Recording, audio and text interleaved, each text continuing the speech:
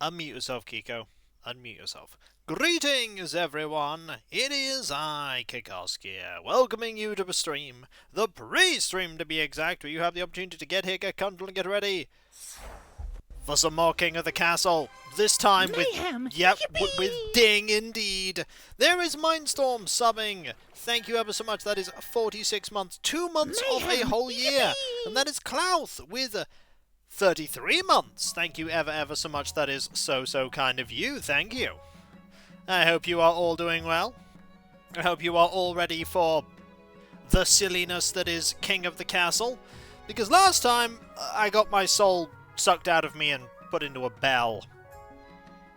Yeah, it was not great. Out of the many things that could happen, that was not awesome. But it was awesome because it was really fun to see that quest complete, and it was fun to let the wizard be able to eat cake and scones and everything else, you know. That was a happy ending for the wizard. Hello there, Deus. Hello, Boba, Tentretto, Mindstorm, Sapbrook. 10 player, not a rogue as well. Sorry I hadn't been there for a while. I had some long hours. That's absolutely fine. It's not a problem. Not a problem at all. Greatly appreciated that you are here. Hello. Hello and hello. That was the same word 3 times. I bet you noticed. Hope everyone is doing well. Ding, ding, ding, indeed. There was a lot of that. There was a lot of bells. A lot of bells. Can't stick around long, but I'm here for what it's worth. Well, that is greatly appreciated. It's always appreciated. Now all I need to do is have some incredibly lucky person to turn up and be like, "Oh, Kikoskia, you are the person that I am here to give 5 million subscribers to." And then they just get given 5 million subscribers. Okay, it's not likely to happen, but you never know. One day, it might happen. This is, by the way, not a thing that is going to happen. Ever. What? Who, what, where, why crab? Crabs? I don't know what you're talking about. I mean, it would be nice if someone would do that, but to be fair, I'm pretty sure everybody hopes that that happens. Ah, glad to see that someone has banned the sale of jeweled crabs. I was getting a bit worried that that wouldn't happen. Was getting a bit worried that that wouldn't happen. But now it has happened, so there are no crabs. They are banned. I mean, you did get the guys behind Streets of Rogue. That's true, but it's not quite on, and I appreciate that, it's not quite on the same level as some person being like, "Here, have 5 billion US dollars. That would be pretty neat. Like, I'm not sure what I would do with 5 million subscribers. Start making content? Probably. Probably. I mean, it'd be pretty good for me. To be honest, 100,000 YouTube subscribers would be nice, but one step at a time. Too much work for most people? Well, I'm clearly not most people, for I create that content. I create lots of content. Time to lose due to bugs again? I hope not. Yay, time for more rebellion and chaos. Time for more cheesin'. Gotta love cheesin'. Video game bugs or bug bugs? Video game bugs in this case, because the Barons would have won were it not for a bugged scheme. They had a bugged scheme where it said they needed stability down, but they actually needed... No, they said it needed authority down, but you actually needed stability down. Yeah, they were sneaky. That, to be fair, was a game that I nearly won. I almost won, and then I lost.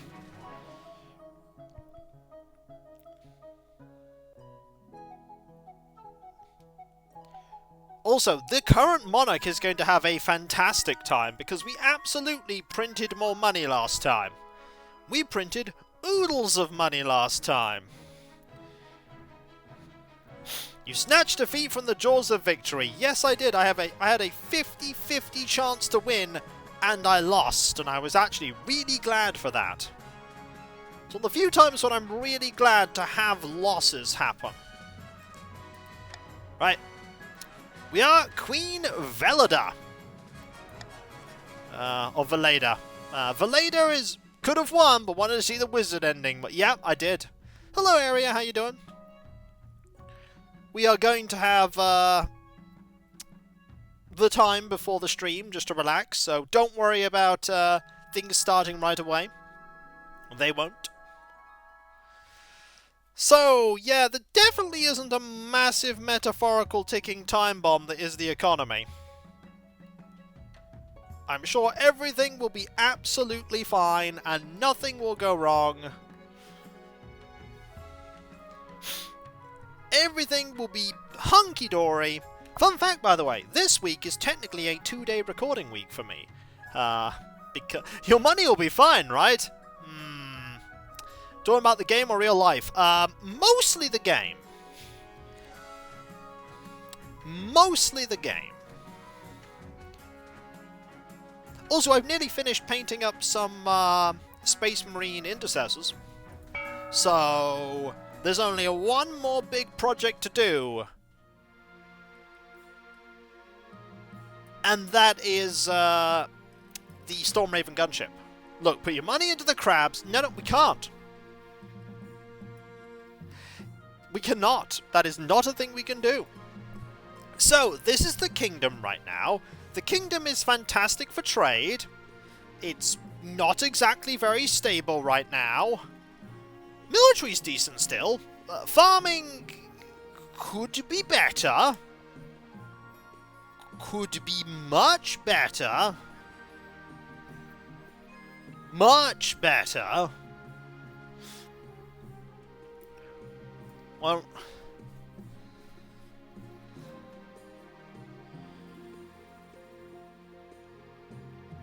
need more count-based bee cults for farming. There are no counts here. We cannot do that. Also, Tiny Train here, again, hoarding money, as well as Throica, also hoarding money. Grandies are doing fine. For the moment. Yeah, I don't think you'll be doing fine long term. But we'll see. We'll see. Ah, I see. That's there.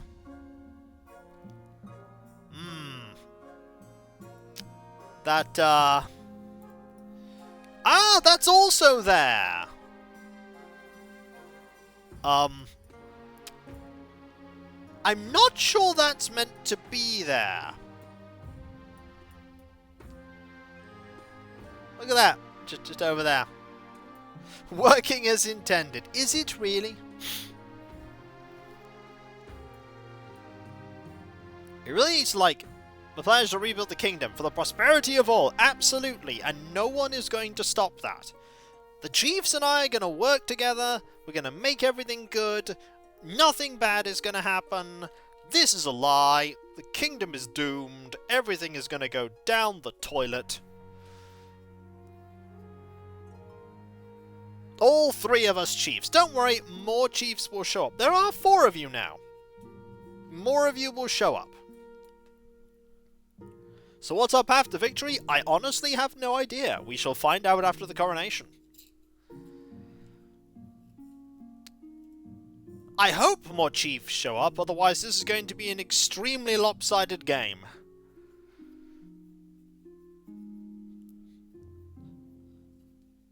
I'd rather it wasn't.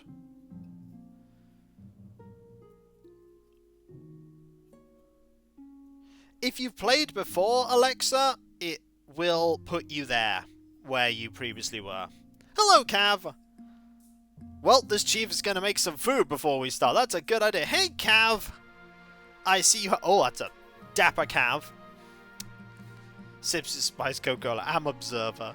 It's not like I could choose where I ended up. That's true. I'm fine with a very lopsided game, or any head lopping for that matter.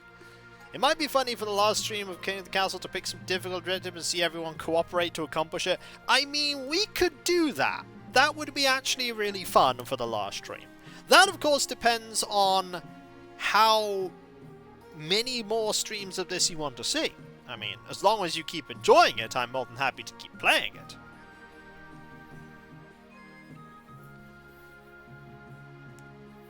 And of course, as long as people come to see it. If they don't, it becomes a bit of a problem to play if we don't have anyone to play. But yeah, more people will definitely show up. We just need more chiefs to turn up. The chiefs who went, oh, well, we won. Clearly we can just sit here and let everything happen. No. Also, Cav, we found this. We can peer into the world, into reality. Beyond. There we go. Over here as well. It's fantastic. And it wasn't even done on purpose. It was done entirely by accident.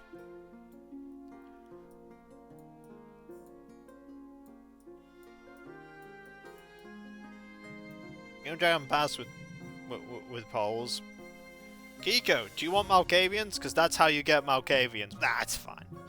You'd need to be a vampire for that, Canis, and we're not a vampire. I see that, oh, hey! Another chief showed up. Just in time for another grandee to show up. I mean, the good news is there only need to be about 3 more chiefs. Hello. We only need 3 more chiefs.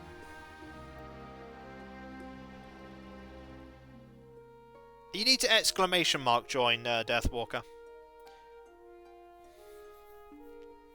And then another... Nope, never mind. There need to be more... Yeah. This is the first time actually playing? Well, welcome. Yeah, we're a couple of chiefs down. I think it's now 4 chiefs down? I hereby declare all the power vested in me. It is time to post Tangy. I mean, that is a sensible thing to do. I mean, if I had that power, would also just post Tangy. It'd be like Tangy, and then that'd be all the best. Seems one group is a bit less powerful. Yeah, it's an unfortunate side effect of the fact that the game remembers who is in what faction, and so people will join, but it won't balance them into a different faction because there is a history and there's a reason why they should be in the faction they're in. It makes sense for it to be like that, but it can lead to situations like this. Jitters squad deploy. Well, I'm doomed now. Actually, you're all doomed. If Jitters is my bodyguard, then we're all good.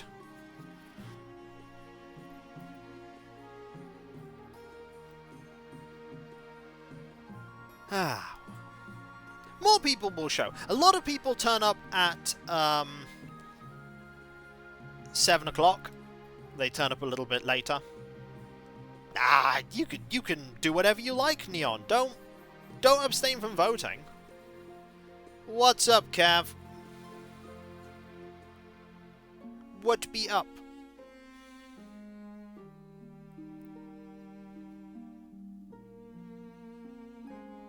There might be a way to force rebalance on the game start screen? You think? Is that a might or there is?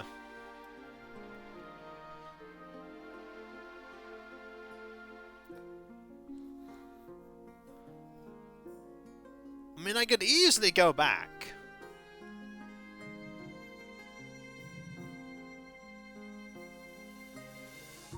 I'm not sure. I'm reading something in the patch notes that I'm not sure about.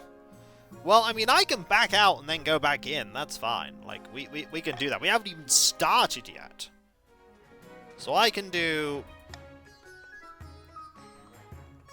Leaving for a dentist in half hours, my participation will be limited. Like, we are here. If we go to load, there's no way I can see to make it balance.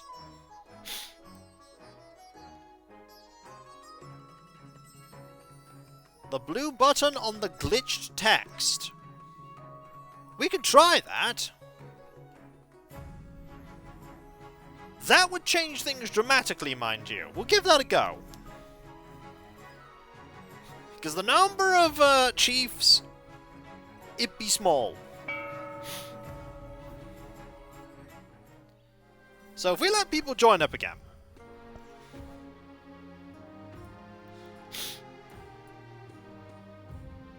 Back at your saves just in case things screw up. Nah, it'll be fine. If everything explodes, it'll be good. So if I press this button, that doesn't seem to do anything.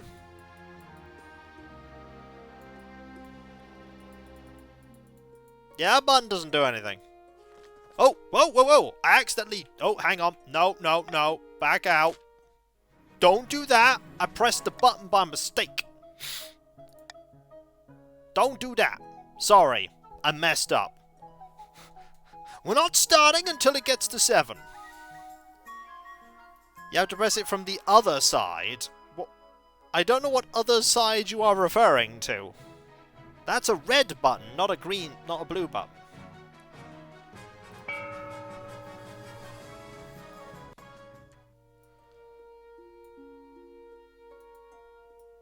Like, that's a blue button. That's a red button. Scroll downwards. Can't. It's not there. There's nothing there. It disappears.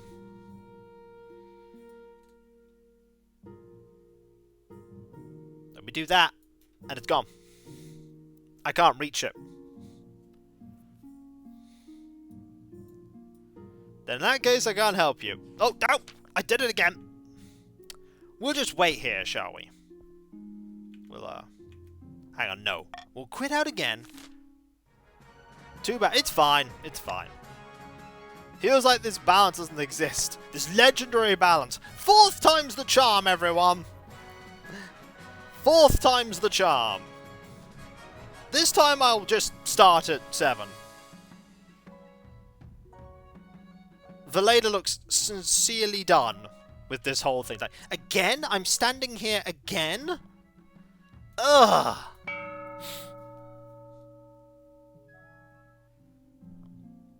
Like, don't click any of those. I don't have cheese for now, but I have to leave it. That's fine. Do what you want. I appreciate that. It'll actually join you upward. Okay, things are looking, ironically, a little more balanced now. Oh! Things are looking more balanced, look! Wait, it's now becoming a bit unbalanced. That's a little better. That was only 1 less chief. That was only 2 less chiefs. That's true. It is almost 7.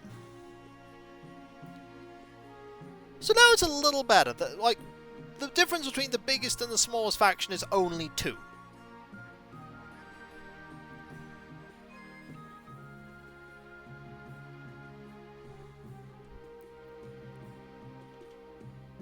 This is when we start up again. We actually do these things, and it gets really, really bad. Chiefs sleep a little later than the rest of us, I see. It would seem so. It would seem so. But that's alright. We will do okay regardless. Because I have plans for this stream. I have plans, and they are dastardly. I've never been here for the start of one of these, so this is neat. Oh, you'll have some fun times, of that I assure you. There will be times, they will be fun, and we absolutely won't perish. Is your plan to survive? That's never my plan. What percentage of plans do you have? Yes. Oh no, that sounds bad. You mean it sounds great. Right, just waiting for it to turn 7. And as a reminder, the kingdom looks like this right now.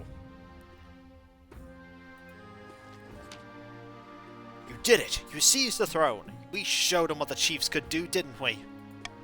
Now just remember which side of your bread is buttered. You answered to us, got it? What if I govern for the good of the whole kingdom? That's not what we agreed. We put you on the crown your head. Don't make us take it away. Now introduce yourself to the rest of the council, but don't forget what I told you today.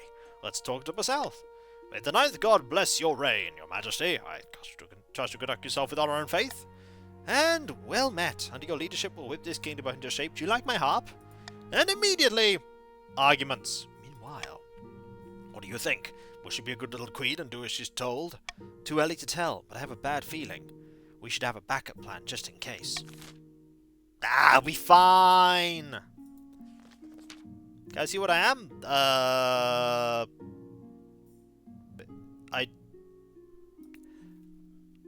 You are chief. That's what you are. Your Majesty, you may have won the throne from King Lind IV, but you must still answer to the council. As tradition, you will decide what happens at your coronation. But it's my coronation! This is an absolute monarchy, not like Lind III. Everyone votes. Shall we call the nobles in? We have...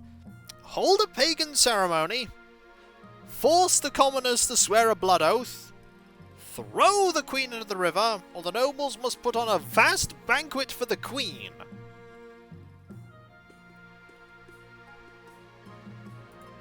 I'm just gonna let you all vote.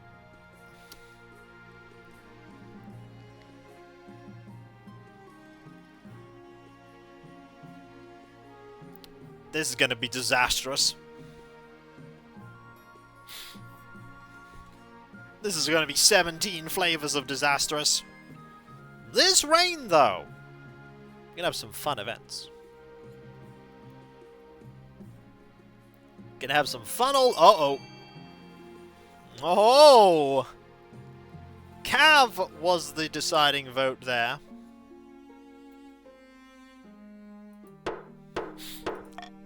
Hold a pagan northern ceremony. You hold a traditional northern ceremony in the palace. Of course, that means you're stripped nude, flogged with birches, and bathed in goat's blood while a god speaker chants the ancient rites of Morgana. It's all thoroughly pagan. The church is outraged, and so are the common folk. They should just be grateful that you didn't include the ritual sacrifice. Your Majesty, the history books do not look kindly upon usurpers, unless of course they prove themselves worthy of a throne they have stolen. When you die, how will you hope the kingdom will remember you? As a conqueror. Or as a leader of the nation, mother of the nation. Or as a saint, that would be a terrible idea. Architect of a new golden age. The greatest queen who ever lived. Authority seems like a terrible idea. I might go for it anyway.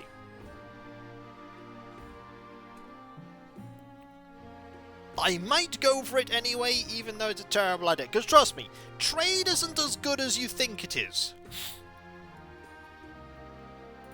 I see, you're the type who builds lots of statues of yourself, aren't you?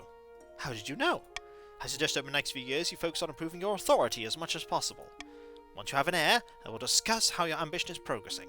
Good luck, Your Majesty. Yes, we do! At the moment. Another welcome to Tiny Train World bloodline, eccentric Marcher Hellion stands on a blazing hearth, yelling at full volume. We like fighting things! That's really a whole shtick. We like to fight. Put me on the throne. I like to fight more than this other person. So, doppelganger, modernization, gunpowder. Bearing in mind I'm going to be working on improving authority. Hello, Sonia.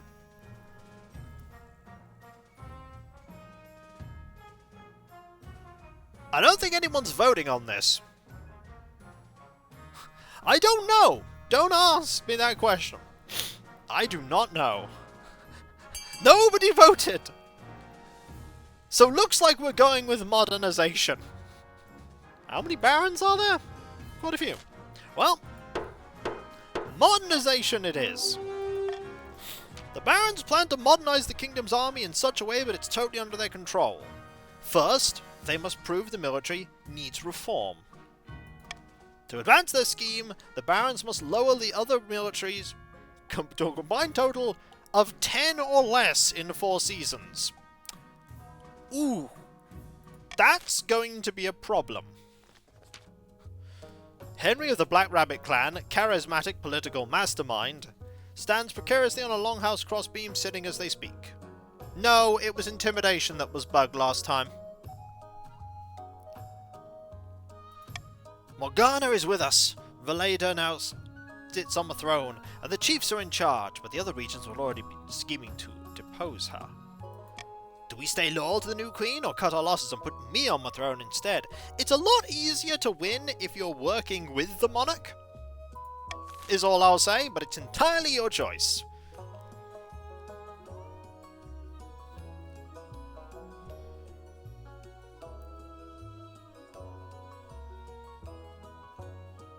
Seems like we have a decision here. It's interesting to have the 2v2. I like the 2v2. I want to see someone oppose the monarch. Everyone is opposing the monarch. Basically, if you pick one of the other factions, it just becomes like a normal run. Like, it's just a normal run at that point.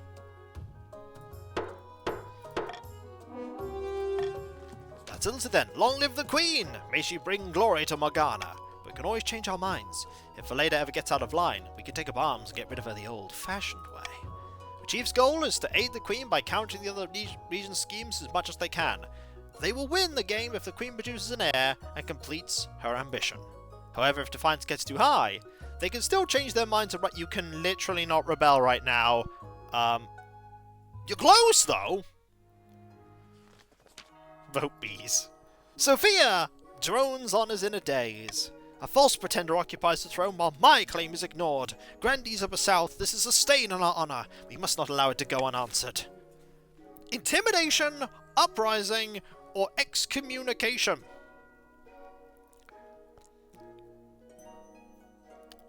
Uprising is not as safe as you might think it is. Vote. You cannot vote helicopter. It's not an option. There's A, there's B, and there's C. Right. Excommunication. The grandees plan to persuade the Archbishop to excommunicate the Queen. Firstly, they must lower royal credibility. You must lower stability to 4 or less in 2 seasons. That is very likely to happen. Ooh, money. Dangerous roads, your honor guard, hyperinflation! As your predecessor ordered, your majesty, the royal mint has churned out thousands of new coins using cheap gold-like metals. The treasury is technically replenished. Let the good times roll! But it's also devaluing the currency across the kingdom. A loaf of bread now costs 100 times what it used to. Something must be done. If this gets worse, our currency will be worthless. Adopt a foreign currency instead. Adopt an entirely new currency and declare the old one illegitimate. There's nothing wrong with this. Let it continue.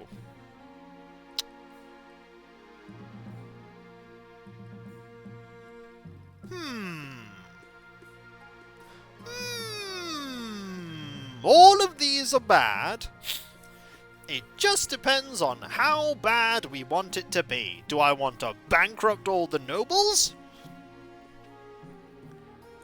Do I want to bankrupt myself?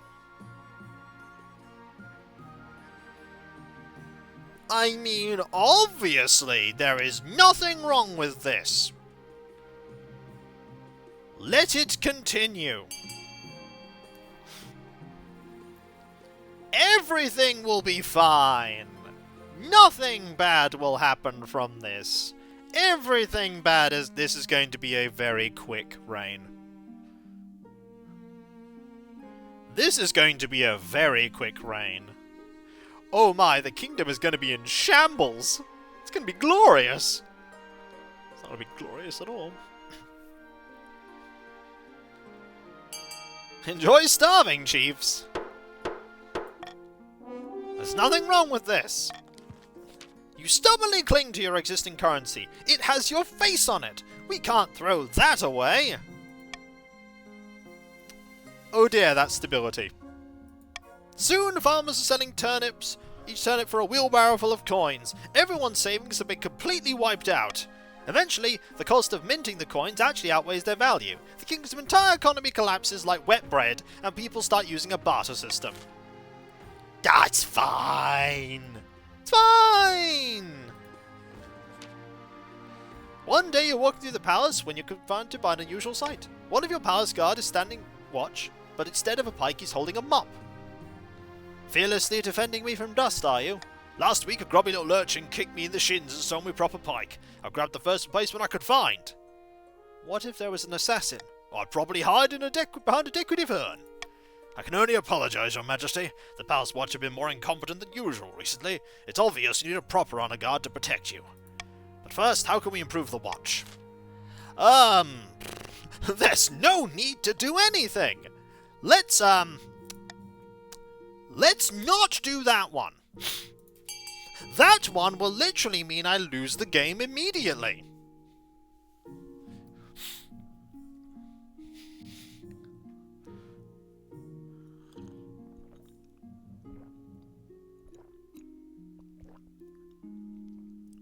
I like the people write Southern soldiers to provide training. That will lower their military, that is true. This is going to go so awful.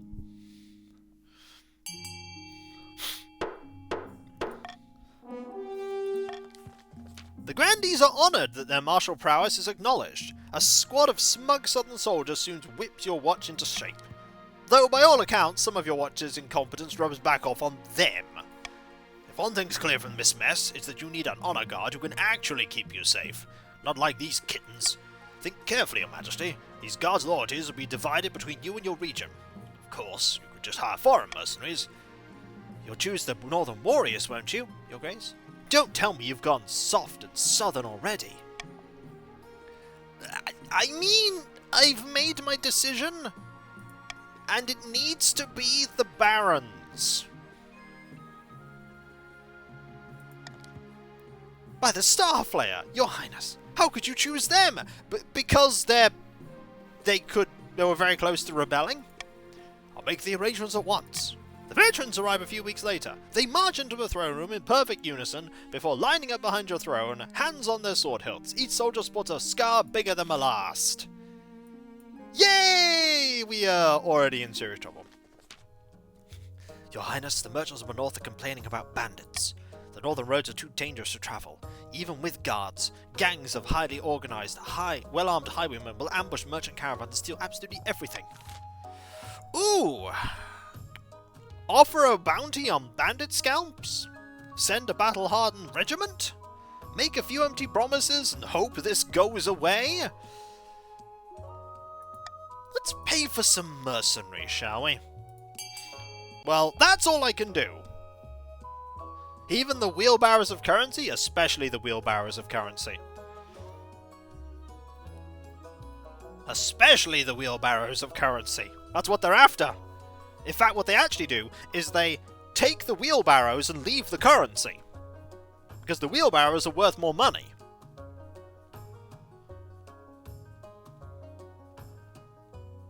Look up hyperinflation, it's scary. It's very scary.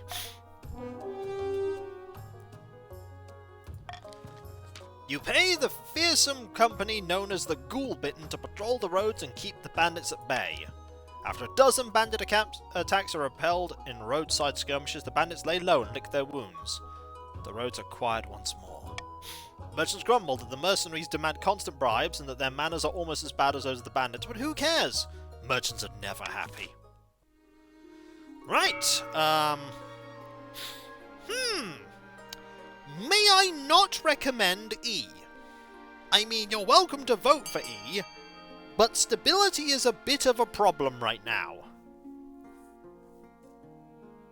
Someone voted for E. I see.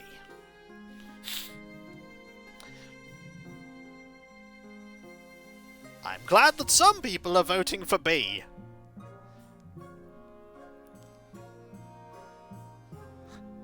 B is a good idea. F is not so much of a good idea, but Nobody seems to be voting against F. It's alright, things probably won't last very long. Oh, they probably won't last very long.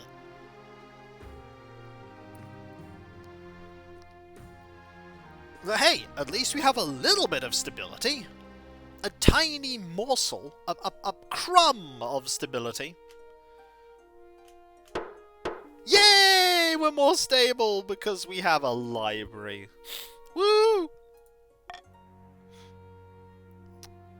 Mercenary extortion. Oh dear. Your Majesty, those mercenaries are hard behaving terribly. In addition to their wages, they're extorting tolls from travelling merchants in exchange for safe passage. What happens if the merchants refuse to pay? Their goods are confiscated at sword point. In other words, the mercenaries are robbing just as much as the bandits used to. Between the bandits and the mercenaries, northern trade has been utterly destroyed. Great! It's, offer to pay mercenaries more if they behave better. Dock the mercenaries' pay as punishment. I feel like that's probably the best decision. Offer them to pay the mercenaries more if they behave better. Cav is like, no. The chiefs can't have trade. Like, I really need defiance to go down.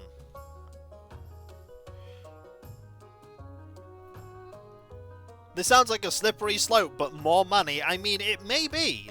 But then we just stop paying them completely and then they go back to being bandits.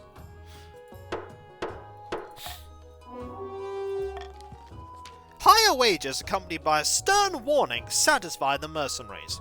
The merchants report that they're no longer being required to pay bribes for safe passage and the bandit problem has finally been solved. Hurrah! During a meeting with the council nobles, a commotion erupts as Baron Spook 205 II lets out a piercing scream. By the 9th! Great God, it's here! It's here! They faint away, falling to a couch to the ground with a crash. Oh, they'll be fine. With some brisk shaking, Spook comes to. I thought I'd be safe from here, but unfortunately, when we built that library on my land, some manner of spectre was disturbed. It's made me its target. I don't believe in ghosts. Very sensible, Your Holiness. I hear voices, Your Highness, little pinpricks at the back of my mind. Just now I saw a horrid grey shape hanging over me, its face a rotting mask. We're too old for campfire tales, Spook 205. I beg Your Highness and gathered nobles, come to my aid. We must banish this wraith.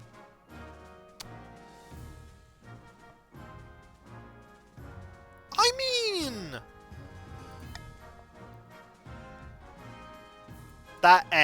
You know what?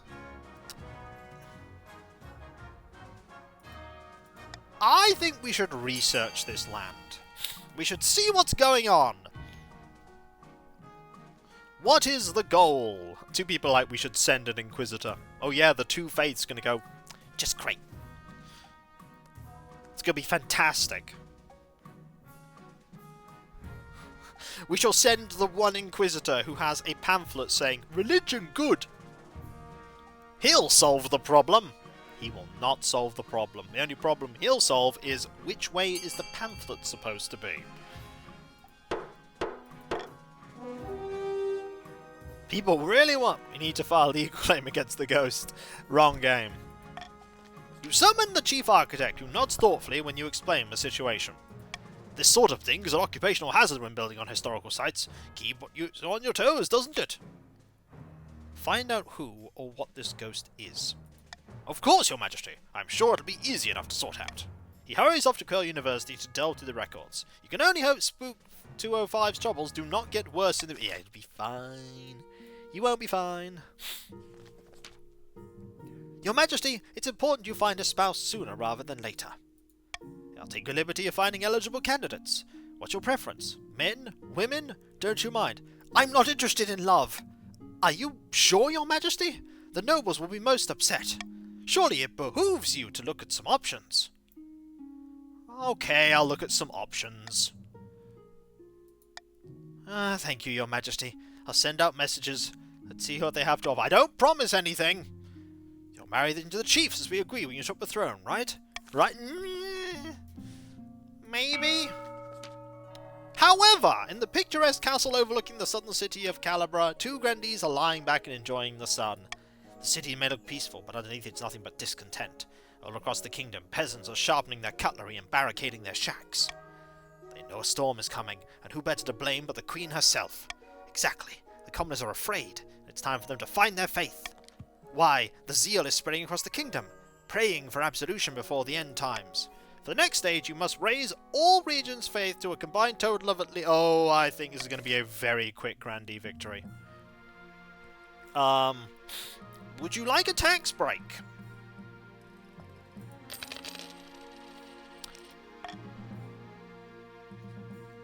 Bankruptcy looms!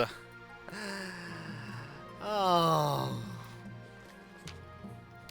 I have found 3 potential matches for you. One eligible young candidate from each of the 3 kingdoms. Let's have a look at them. So we have... This is Magnus, firstborn son of the Northern Baindraug clan. Apparently the Northerners named him Windspeaker. Can't imagine why. Strangely enough, for the Northerner, he's an enthusiastic convert to the worship of the Ninth God. He's an incredibly divine person by all accounts. Gets up at the crack of dawn each morning and goes for a swim in the frozen lake. Maybe you could marry the hyperinflation. Don't tempt me. From the south, Ada, the eldest daughter of the Kiji-kun lineage, a quiet and retiring soul, preferring solitude to the company of others. She's a savvy businesswoman who has had success in the spice trade, and she's got grand plans by all accounts. And finally we have the Marcher's offering, Henrika, scion of the prestigious Mindstorm bloodline. Unlike most of the barons, she can conduct an entire conversation without shouting. And look at her, stunning. Like most of the barons, her great passion is hunting. What do you think? I think... I have made my decision. I could be like, I refuse to marry any of them. I could. It would be a travesty. Be like, no!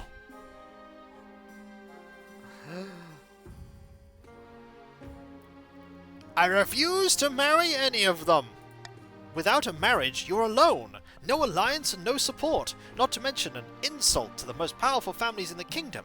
What possible reason could you have for choosing not to marry? My heart belongs to another, a low-born commoner. Oh, how romantic. The nobles will hate you for it, unfortunately. Good luck in the days ahead. You'll need it. It'll be fine. The treasury's almost empty, Your Highness. Where the hell did it go? I couldn't possibly say, Your Majesty. Perhaps you've been spending a bit too freely. Apart from raising taxes, we have precious few options.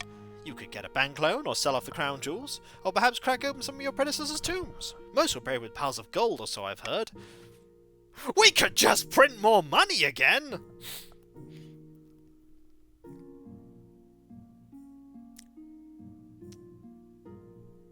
However, it's probably more sensible to do this. You auction off dozens of necklaces, 5 gold rings, and a jeweled scepter.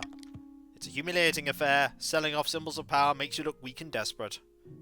No, loans are bad. Oh, look at the tiara. Fetching, isn't it? Don't mind if I do. Hey, check out this scepter. It's like I'm the queen. It's fine, though. It's fine.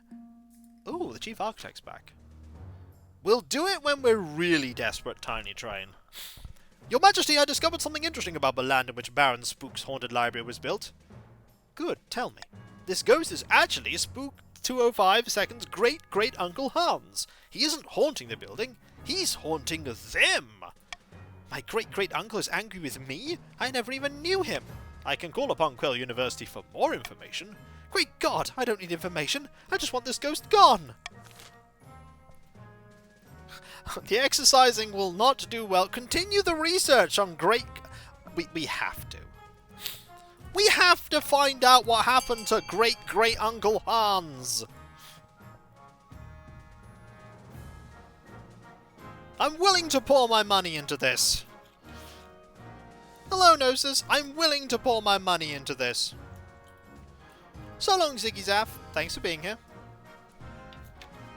If you're curious, the noble's pretty balanced right now. I'm glad. I like that it ended up balancing out.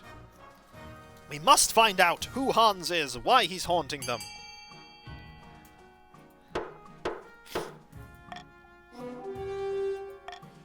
Very well, I'll speak to the scholars at Quail and we'll see what we can dig up. The scholars agree to help in exchange for an appropriate fee. You await their findings with interest.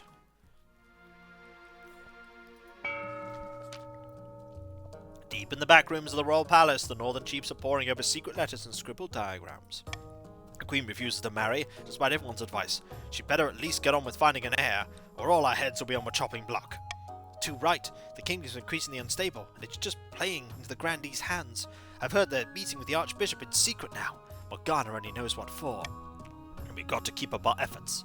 Queen Velida isn't going away on our watch. They might!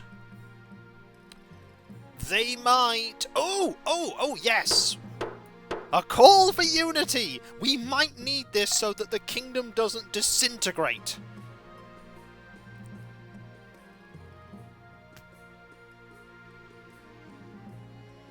The kingdom might disintegrate. One morning as you make your way to the council hall, a mob of furious peasants surround your carriage. They pelt the windows with rotten fruit and loudly blame you for everything wrong with the kingdom. Down with the queen! Oh, I ain't doing anything. The soldiers have difficulties, however, in dealing with this. Lag! Protect the queen! Protect the... His words are cut off as he's dragged from his horse and beaten into a fine paste. The growing mob surrounds your stagecoach and begins rocking it back and forth. Your Majesty, make a break for it before they tip the carriage over. We'll stay here and hold them off. The veterans raise their shields and form a ring around you, sheltering you as you scuttle for safety. Stones rain down like hail, but you make it back to the palace unharmed. This is an outrage, Your Holiness. First riots and looting in the capital, and now attacks upon your very person. Our realm is on the verge of collapse. People are afraid. The rule of law is broken down. The peasants are demanding higher wages and more rights. Verily, but we obviously can't allow that. So what do we do?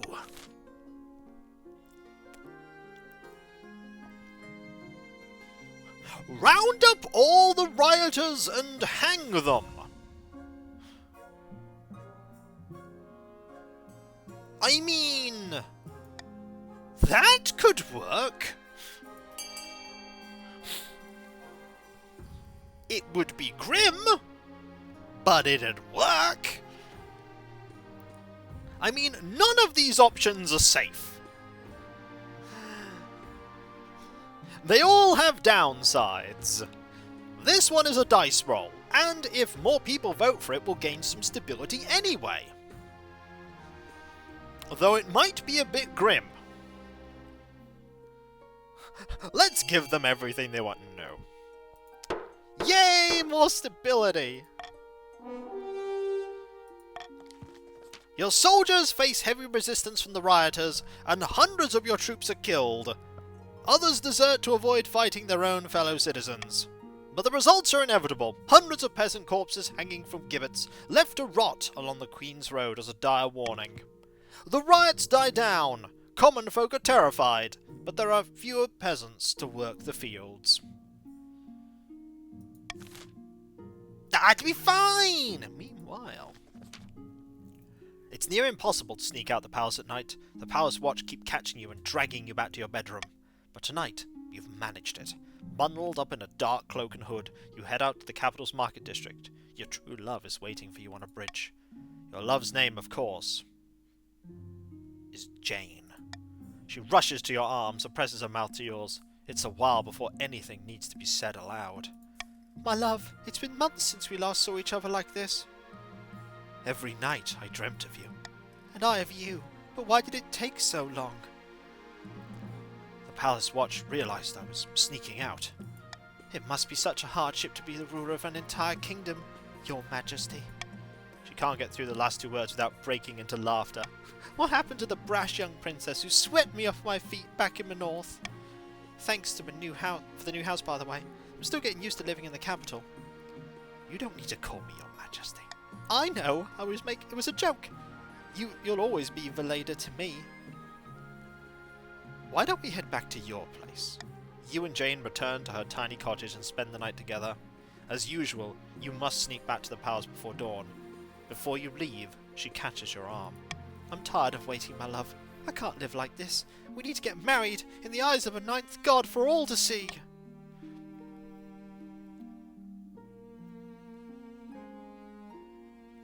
Let's get married then. Thank you, my love. Oh, this is exciting. I can't wait. You put on your hood and sneak back to the palace. Ah, this won't go wrong. It'll be fine. Your Highness, a shipwreck has appeared on the edge of my estate. It's not even from the south. It's the Kestrid, and it bears a northern flag. The vessel went missing a few months back. We feared she'd been lost at sea.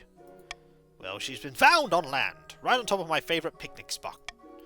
My peasants discovered only one survivor, a northern sailor. He claims to remember nothing of what happened. My head's killing me. I feel like I've had deja vu. Why do I keep taking voyages? What's your name, by the way? It's Gulliver. Or Gulliver, I'm not sure, but it's my head. Did you teleport the ship? I swear I didn't do anything. Last I remember we were sailing northern waters and nothing. This poor soul needs looking after. We must care for him in one of our monasteries. Nay, we must interrogate him further. I must know why this ship is on my land.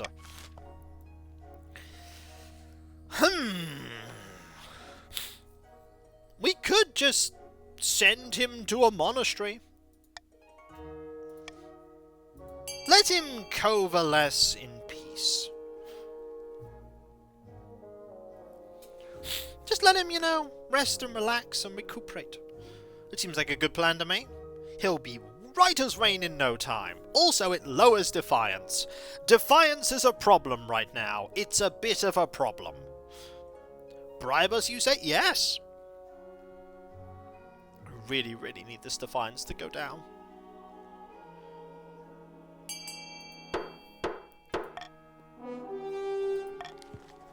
You sailor is sent to a northern monastery where he can recover in comfort. The Archbishop assures you that he will receive the best care and that you'll be the first to know if anything changes. Why would we rebel? We're doing great. That is true. Meanwhile, amidst dark and foreboding forests, a small squat castle stands on the Marcher border. At the end of the kingdom, a plot is hatching. Kingdom's militaries are in shambles. Those pathetic weaklings couldn't fight their way through a field of rabbits. I've drafted the reform proposals as planned. The council will be more than happy to follow our lead. Good, but we must ensure they don't get skittish. The kingdom must be stable for our proposal to work. Grand, a calm before a storm. They must raise stability to 5 or more in 2 seasons. Oh, don't worry. That's going to change.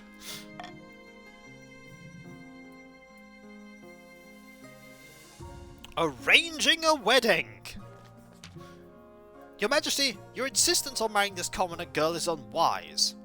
If you proceed, it will be against the recommendations of all your advisors. Didn't ask, don't care. Very well. In that case, I suppose all that remains is to make the announcement. Deliver invites to the nobles with extravagant... No.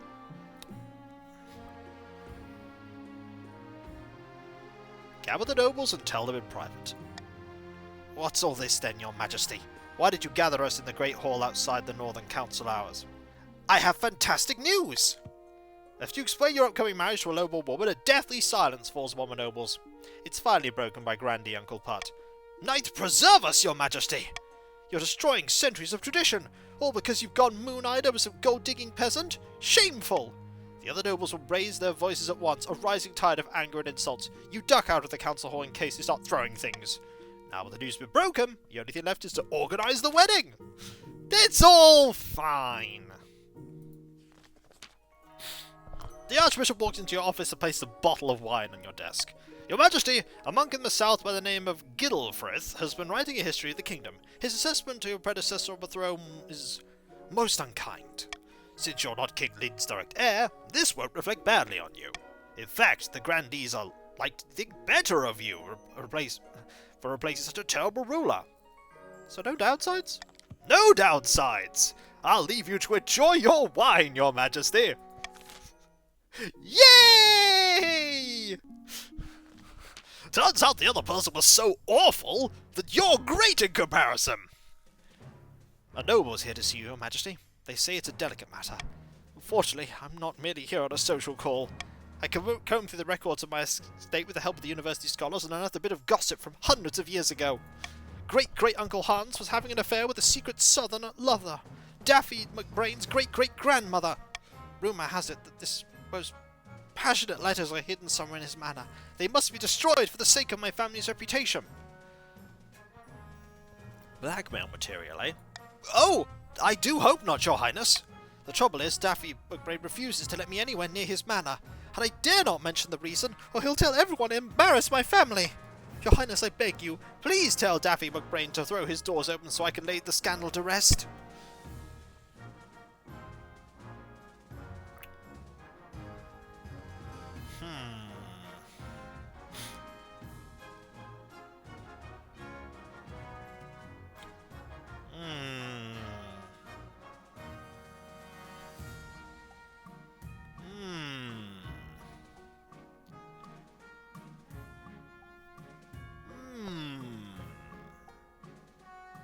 Could get a bit of money and raise farming.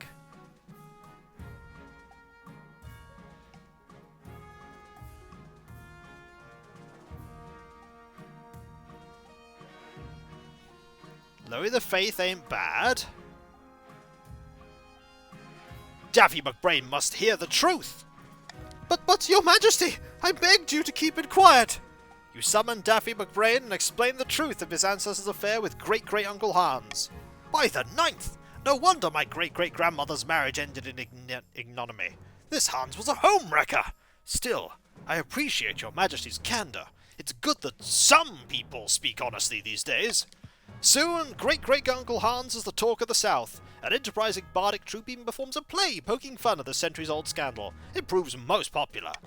Spooks driven to such distractions by the ghost that they leave their lands entirely for a holiday, neglecting their holdings and markets. Meanwhile, the church loses some of its foothold in the march. Great-great-uncle Hans continues to rampage around the library, causing trouble for all who venture near. It's fine, you're not going to rebel, because you're doing so well with this that you're probably just going to win that way anyway. You don't need to risk losing if you could just win. Why? Like, this is the thing. If you rebel, you might lose. If you don't rebel, you're very likely to just win. And we haven't seen this scheme go, this way anyway. Like, why go for a possibility when you can go for a near certainty? The Grandee's scheme is excommunication, the Baron's is modernization. Well, I can't say if there's a glitch. It might glitch the rebellion. Who knows? You could never factor these things in.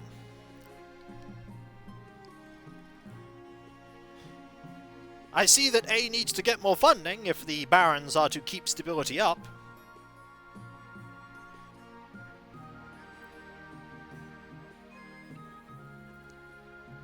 $2,000 to do it. That'll do it. Oh, geez, that'll do it. Faction check, please. Lock. You're a chief. You're on my side. You're with the monarchy. Oh! Stability went up. And faith went up. Oh.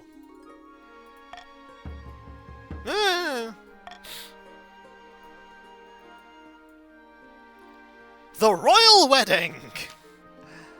Your wedding to Jane is naturally the talk of the kingdom. Commoners travel from every corner of the realm to attend. For a week and a day, the capital is one giant party. Most nobles refuse to attend the event. Even now, they're still furious that you're marrying a commoner. On the day of the ceremony, the streets are packed, but St. Bertrand's Cathedral is nearly empty. But when you walk down the aisle and see Jane waiting by the altar, her face lit up by the most radiant smile, suddenly, nothing else matters. Do you take this woman to be your lawfully wedded wife? I do. Then I pronounce you wife and wife. After the wedding, of course, there's a feast, and after the feast, the dance. At first, the nobles refuse to speak to Jane, preferring to mutter among themselves about their low-born status. But then you glare at them, and not one by one they shuffle forward and offer their sullen congratulations. By the time you find yourself alone with Jane, it's past midnight and you've never felt more tired. How does one go about marrying a commoner? Exactly the same way as you'd marry anyone else. You have to say that you don't want to marry any of the suitors, and you say that your heart is, like, already been given to a commoner. So here we are at last, married after all these years, sneaking around. Can you believe it? It's like a dream. The most wonderful dream. What did you do to get the nobles to agree about it? They hate me now. Well, I love you, and I'm the queen consort now, which means I'm far more important than they are. Care to join me in bed? No time like the present, eh? She swings back the last dregs of wine and leads you to bed. This is a lot fancier than my old cottage. Modernization. Oh, the sailor recovers. Ooh. Your Majesty, I'm afraid the northern sailor hasn't regained his memory, despite our monk's best efforts. Your monks are underachievers. More importantly, I consulted some late 5th century scripture and discovered a parable describing this very situation. The shipwreck is a sign of the 9th god's power. I propose naming it an official southerner pilgrimage site. Wait, I'm not sure I want everyone coming along and poking around on my land. Nonsense! This is a holy matter. Pray on the subject!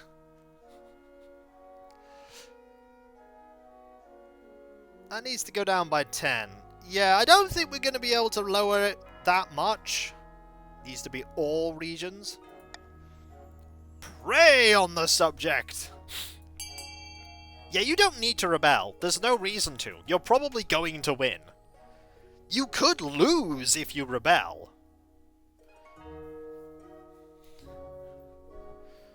That would be bad. We might actually win against a rebellion.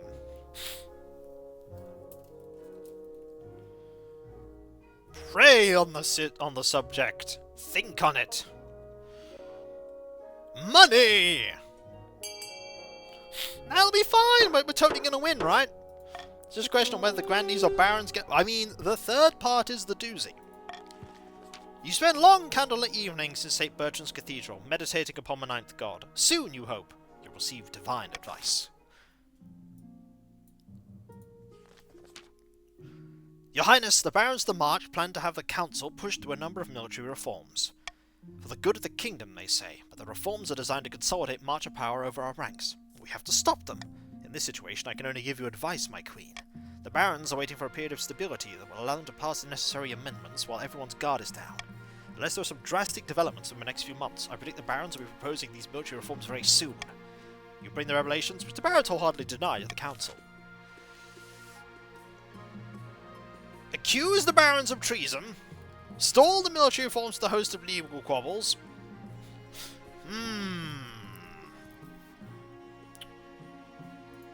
That's the only one I'm not going to allow.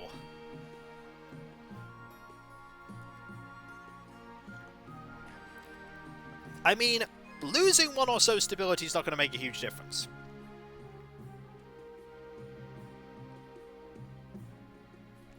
But I can make my authority better.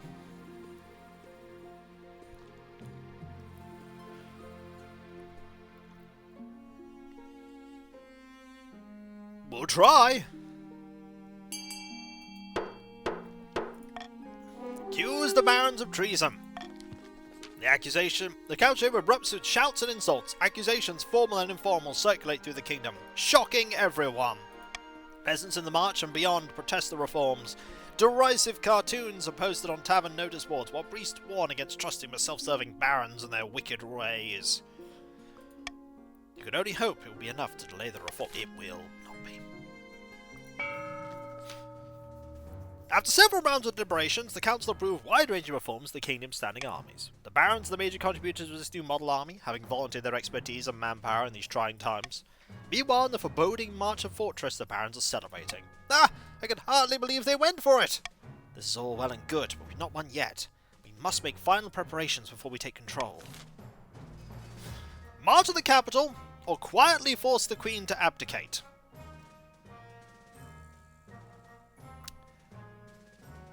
Oh, they're both difficult. You're probably going to have to raise your military quite high.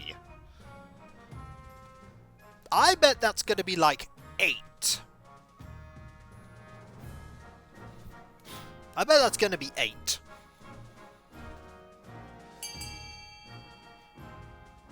Let's find out! Then it's settled. We have a plan of attack, but one last thing remains. Defense. For our final march, we need a sizable home garrison to repel opportunistic attacks from other regions. 8.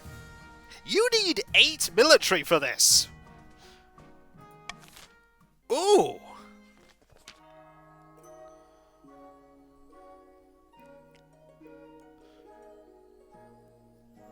Deep in the south, a group of grandees watch silently as a blindfolded grandee tries to stab a portrait of Queen Valeda with a wooden stake. Why? No, if you rebel... Now this is an important thing. If you rebel, your scheme is put on hold.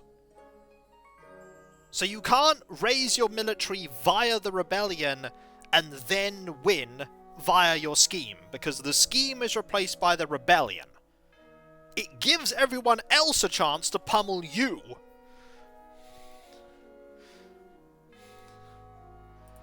We did this at my granddaughter's 4th birthday with a drawing of a pig. But even if you do that 10-player, the grandees could still win. You don't know. Finally, Grandee Alexa Aranel hits her mark, and a cheer erupts in the secluded villa. Friends, honoured guests, people of the faith, the Ninth God has spoken. Now begins the final stage of our plan, excommunication.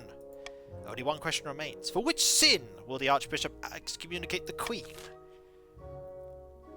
Tyranny and abuse. Oh no! Well, authority's a problem. It might, however, have to go really, really high. The sin of hyperinflation. That's not a sin, that's just poor fiscal management. It'll be too late anyway, potentially. Also, if you rebel, it will lower authority, perhaps.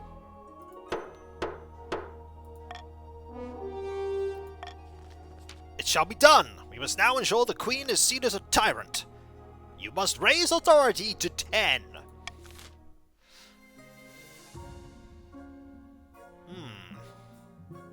Well...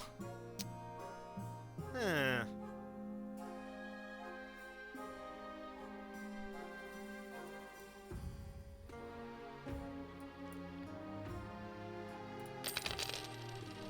we go.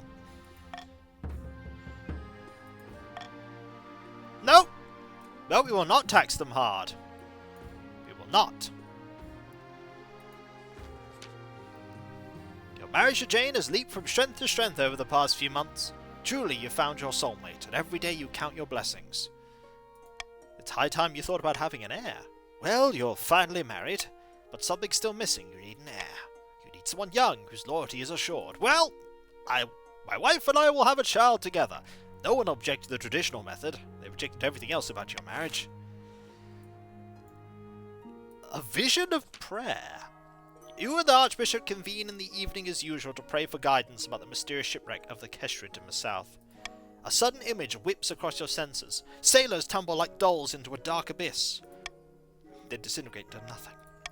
Tendrils of smoke twine towards the emptiness, and they... seeking something? What? Ah, Your Majesty! Did you see that too? It's a message. I don't know why I didn't understand before. The ship is tainted. We must destroy it. I'll remind you that the Kestrid is and always has been the property of the chiefs. We couldn't remove her, but this wanton destruction adds insult to injury. Besides, such recklessness could harm my lands, my people. Never mind that. It's vital for the safety of the South. Destroy... Ooh! Have the Archbishop cleanse the area. Oh, try that! We'll try the power of the Ninth God. This'll totally work. Bit of cleansing power and it's all good. It's alright, I think I've worked this out. Woolaloo. Ayo-yo-yo. Woolaloo. That's how it's done, right? Woolaloo. It's not changing to the colours of the Ninth God. Strange. Maybe I must woolaloo harder. The Archbishop assembles his most intrepid monks. who set off bolstered by his official blessing, going woololo. The entirety of Grandee Farsight's estate come about to witness the event. The monks circle the wreck of the Kestrels. A swirling black tornado rises. But the monks stand firm. Their chanting stays strong. The tornado disappears between one breath and the next, and the clouds part to reveal a normal winter sky. The effect of the wreck fade. Word of the ninth god's power spreads to the south and beyond. Yay! Oh, avalanches. A devastating avalanche has buried a mountain village within my domain. There are few survivors. I suppose the kingdom should lend a helping hand. The other nobles are under no obligation to help the north, but surely they will vote with compassion.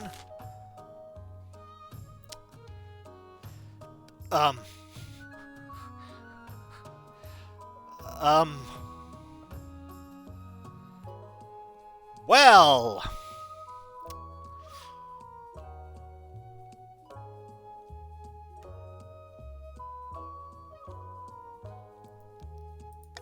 Well... We have two choices. Nothing and... nothing.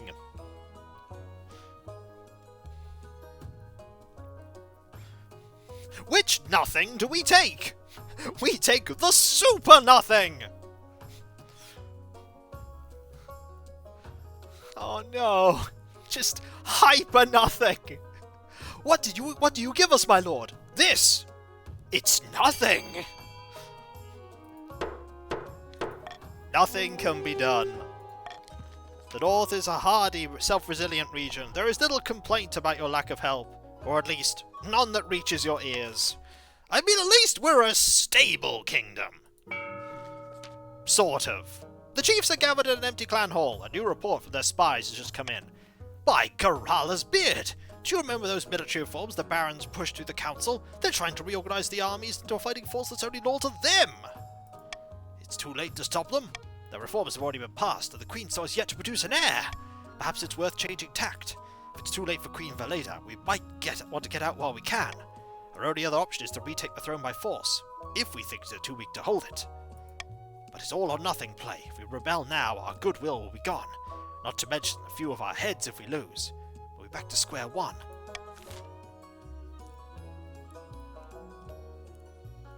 I mean... You could support the Queen by diverting extra taxes to the northern peasants. You could give me more money to deal with things.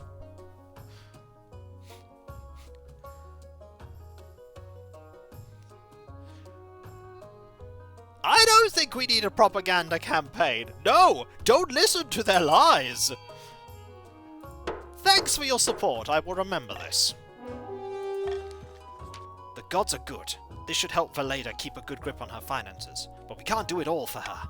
The chiefs must continue to aid the Queen by countering the other region's schemes. They'll win if we produce an heir and achieve our ambition.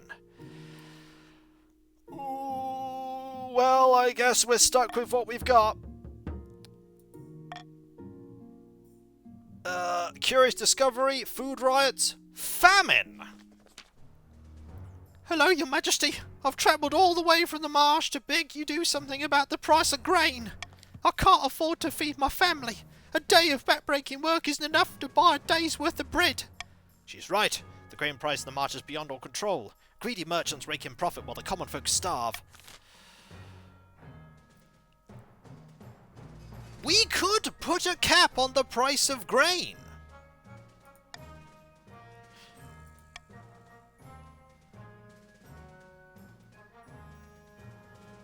Or we could subsidize the grain and ensure that it's sold for half its worth. That seems like a better idea. Let's use that money well, shall we? We got some money, we can make situations better. Improve farming. The free market will correct in due time. No! Cav's like, cap on the grain. Cap on the grain. I'm like, no! We don't want that! Sure, I like being bribed again. Good plan. And I have that veto if I need it. The other thing, however, it's all up to chance. The March is in your debt, your majesty. The kingdom's coffers open and a tide of gold floods into the pockets of Marcher merchants. Grain prices plunge, and stock of grain runs low. Supply no longer meets demand. Some peasants can feed their families now, but others are starving worse than ever. Yay! Oh dear. Your Highness, the famine in the north grows worse by the day. Riots are breaking out all over the major townships, from Skarma to Thormgard. Starving mobs are pillaging bakeries, granaries and merchant houses. What are we to do? Clearly, send in the army!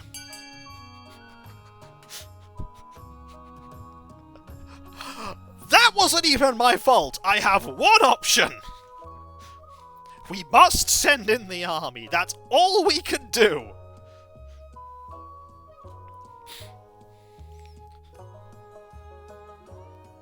I don't know what would have happened if... I don't think it would let me, veto that.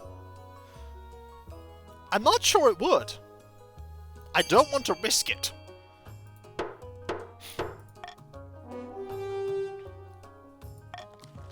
Unfortunately, it's just not the... It's not just the peasants who are starving. When the hungry soldiers are ordered to attack their fellow citizens, they opt instead to cut down their commanding officers and join the riots. The riots rage for weeks until multiple northern cities are ablaze and every granary has been ransacked. When all is said and done, the north is a shadow of its former self. Yeah. And nothing has been resolved. The peasants are still hungry. Darn it!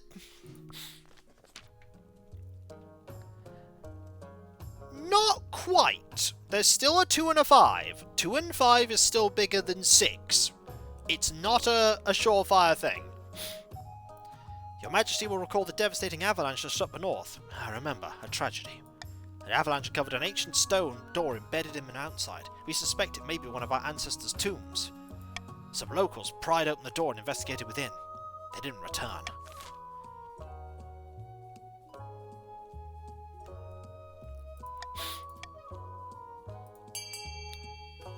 Either scholars or warriors. But not just shutting it back up. That won't work. It's alright, we can solve this. We can still do it. We can still win. Kind of. Maybe, possibly. Don't worry, soon it won't send in the 2 warriors. To be fair, we've had worse militaries. We've had a kingdom that had a military of 1. North has no short supply of warrior heroes. The only problem is finding a group who are willing to work together. There are lots of ancient feuds to tiptoe around. The chiefs finally settle on a champion named Rothbeer, known for juggling live scorpions. He will lead a band of brave warriors into the tomb. You hope to hear back from them soon. They'll be fine.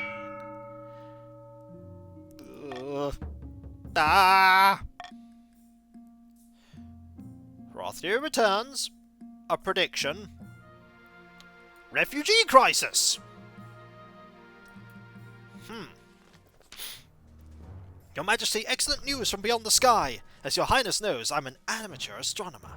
I have seen that a solar eclipse is on its way, visible from the march. We must encourage the kingdom to gather beneath the dark sun and experience this once-in-a-lifetime event. By the star flayer, nay, an eclipse is a warning from the ninth god, a sign that the kingdom has fallen to shadow. All the nobles start talking at once. Some are excited, some are horrified, but all are very loud.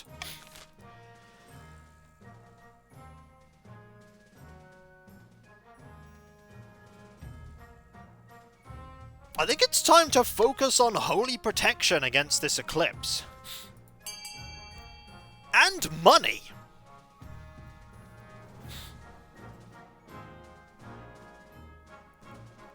If we Woolaloo the eclipse enough, it'll go away, right? Right?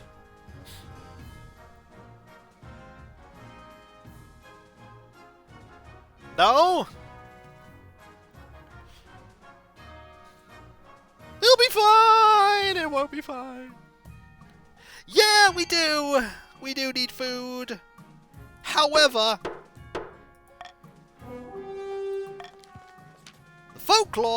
Folklore have few specifics about the sun going dark other than the usual, we are all going to die, so the barons turn to church scripture for help. You hope they will find something before the eclipse occurs. Meanwhile, the north is experiencing a terrible famine, Your Highness, and a steady trickle of refugees have been pouring into the south. It's a terrible tragedy. They're looking for food and steady work, but finding neither. They've turned to begging. The streets of southern cities are crowded with northern vagrants. Well, I'm sorry that my people suffering are clogging up the precious southern streets. They need help, not judgment. But will the council give it?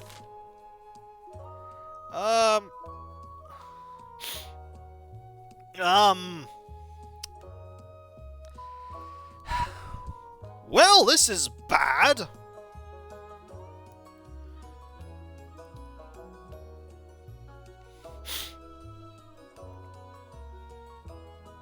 D is an interesting option.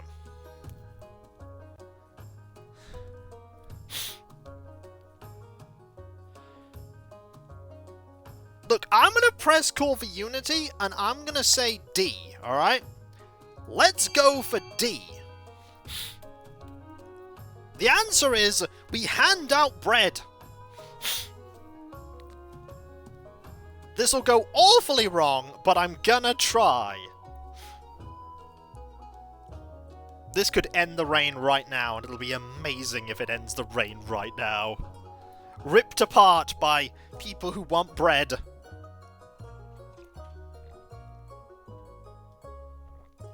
Poor Jane. The Queen is the bread! No!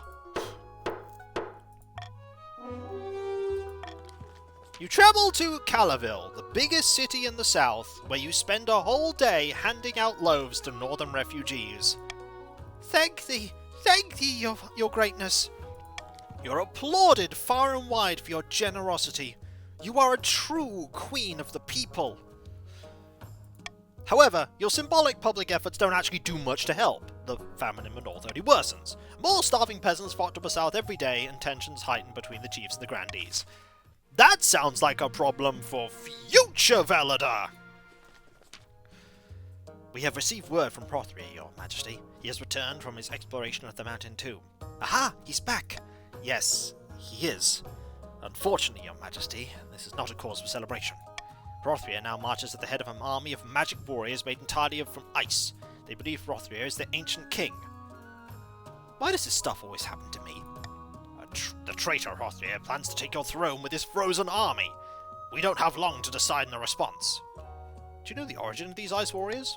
The ancient northern king, Jarlnorth, was rumoured to be the warlock who created his own soldiers from snow and used them to crush his rivals. If these are his creations, though, they must be over 400 years old.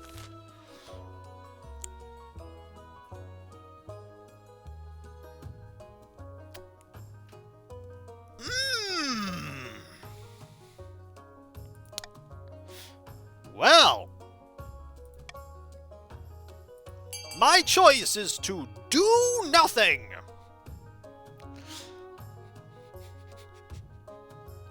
This'll go fine.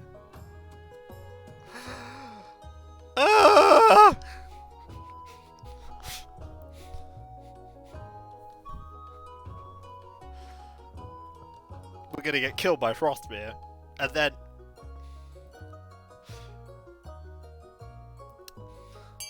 well, there goes our goal. We could be fine now. This only lowers the chief's military.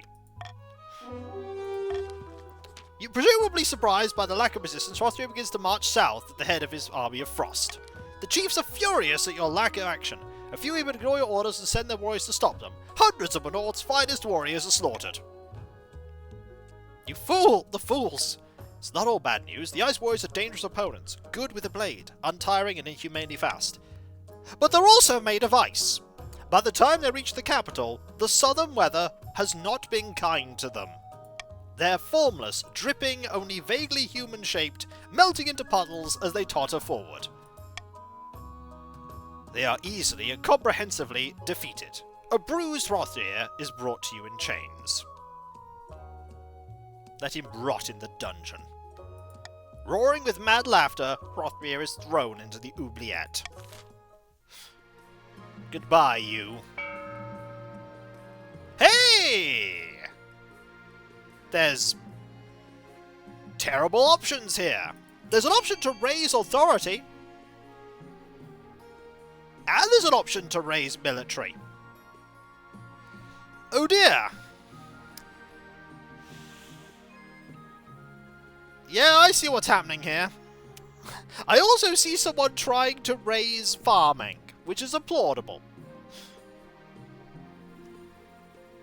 Won't someone please think of the North that is literally starving to death right now? Hey, at least I didn't print more money and make more problems for myself. We had stability at 1 at one point. I'm the best economist ever. That's right, Tangy, you are. Now, could you please hand me those documents for the taxes? No, I've used them as a colouring book. See, this one is a bird, and that one is also a bird. Those are extremely important documents. Now they're extremely important coloured documents. What are taxes? What are taxes? Alright, military has gone up, farming has gone up. Yay! There's actually farming. I mean, you only need to get military up one more time. Yay, I have an heir! Your request for an heir is finally complete. You stand before the council, holding your child in your arms. Should I die, I ask that my crown be passed down to my daughter. The assembled nobles break out into polite applause. By designating an heir, you've cemented the stability of your kingdom. Your Majesty, may I be the first to congratulate you on the birth of your daughter. What is her name? Valeda 2. Thank the gods, your greatness. I'm sure Valeda 2 will be a chip off the old block. Yay, we have an heir! Now I just need to survive. Rumours of danger. Your Majesty, I'm afraid we learnt nothing from scripture about the eclipse. Heathens, we found a tattered book in the ruins of a monastery. The place caught fire a while back, before we were so kind to missionaries. It describes a time when the sun went dark. And then, servants of the evil seventh god broke through while darkness fell and took possession of the one who predicted the eclipse. And now the seer in question is none other than Baron Andraxion. That's just some old book. I'm not any sort of demon. Not yet. Your Highness, the scripture describes how the demons will use Andraxion to bring havoc to our realm. We must protect the kingdom.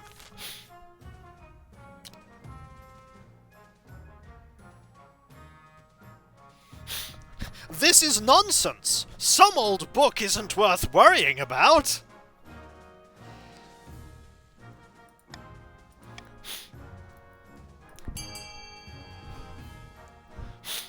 We'll be fine!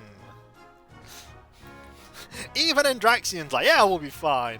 Execute Baron Andraxion immediately! Now I'll just put him straight into the Alexa.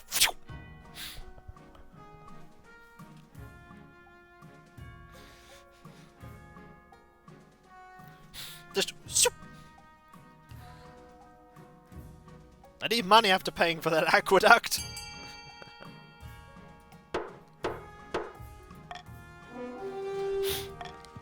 Andraxion is most grateful to be spared. Some nobles exchange worried glances while others praise your level-headedness. Meanwhile, the eclipse draws ever nearer. We'll be fine. Dreadful tidings, Your Highness. We have suffered an extremely poor harvest. Unreasonably bad weather's to blame. What can we do about it? Not much, Your Holiness. Even a queen can't control the weather. It'll be a tough winter.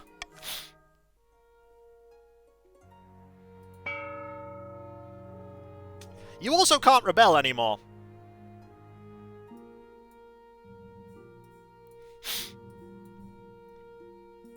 I'm making sure of that.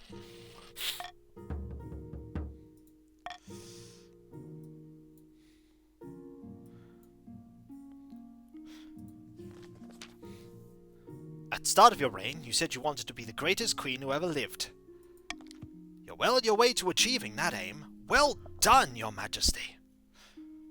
But to shut down the nobles scheming for good, we need to build on that reputation.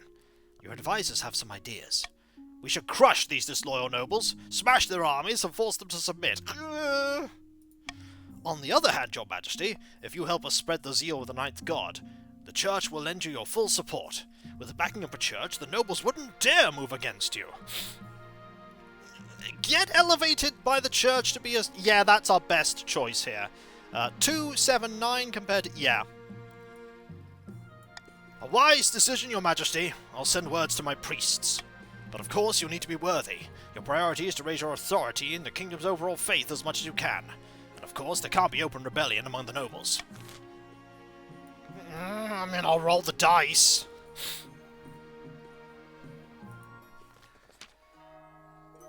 Grandee G. Vault comes to you bearing a covered tray. He informs it with a flourish. Local chef has set up a stall selling his special cheese outside our new stadium. Everyone's flocking to try it. Your Holiness, would you like to try some? Absolutely! The cheese is pungent, crumbly, and so strong it makes your eyes water. He watches you expectantly. Delicious! Wonderful! I'm delighted you enjoyed it. Trays of cheese are carted out and served to the assembled nobles. Many are enthusiastic, but Baron Area High One shakes his head in disgust. Dreadful! How can you bring this to us? It tastes like ancient mortar! How dare you! You insult the pride of the grandees! My liege, please have this dreadful stuff taken away at once. Really? Really? Really? We're doing this? You know what? I want that cheese. Actually, no. I want that cheese everywhere.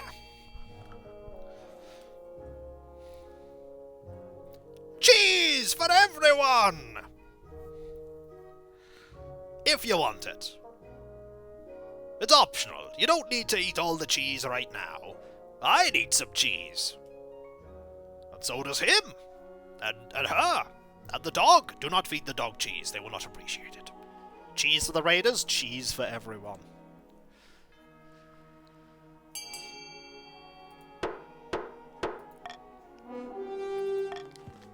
Hunger for cheese spreads, and the stadium becomes a culinary landmark. Chefs make pilgrimages there to learn the recipe, and the dish is soon a staple all across the kingdom.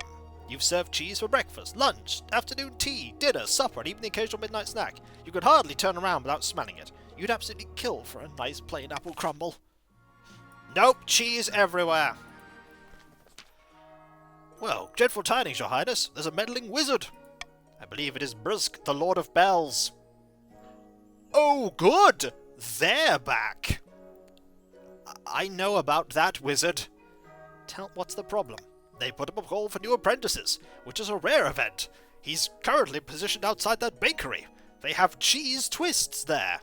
So many cheese twists. Om nom nom. Isn't that right, Lind? Ding! Ding! Ding! Droves of unwashed, glory-seeking knaves from all over the south are lining up for their chance. Not just peasants. I, Nebula Scorm, have also decided to apply.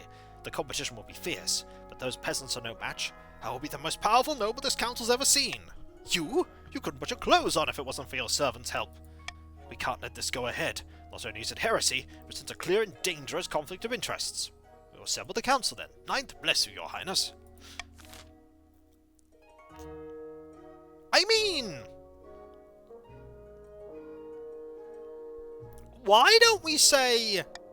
you can give up all your money if you become one, alright? Give up your money if you become one. You definitely won't die. It definitely won't end in a horrible, horrible agony for you. And nothing will possibly go wrong.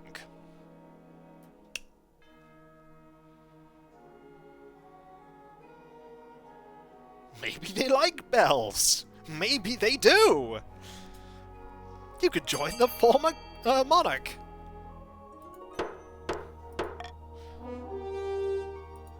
I suppose that is an acceptable compromise.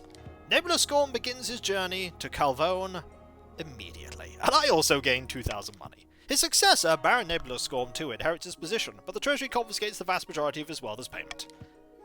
Biz's presence in Calvone attracts all sorts of visitors, though the power of his latent magic starts to wilt crops for miles around, shatter all windows, and take all the cheese twists. Honestly, I think we're fine with all this.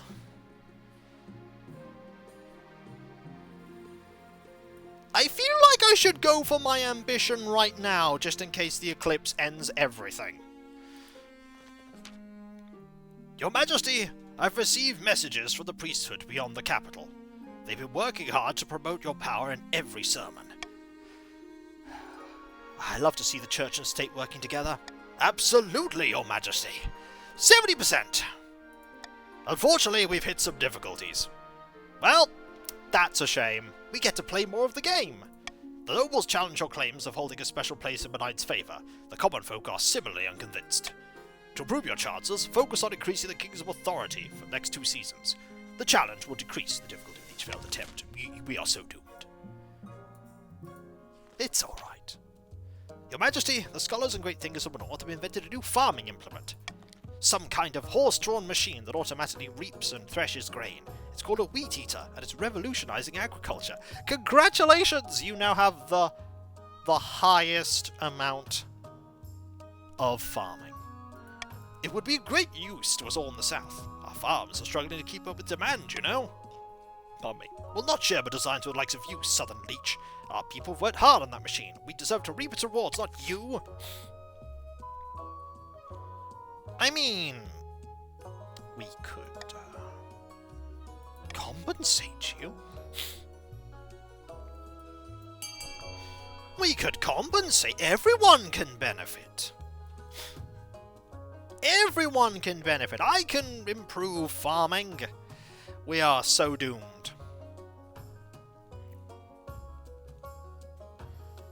Everyone's on board for this. Mainly because everyone's starving.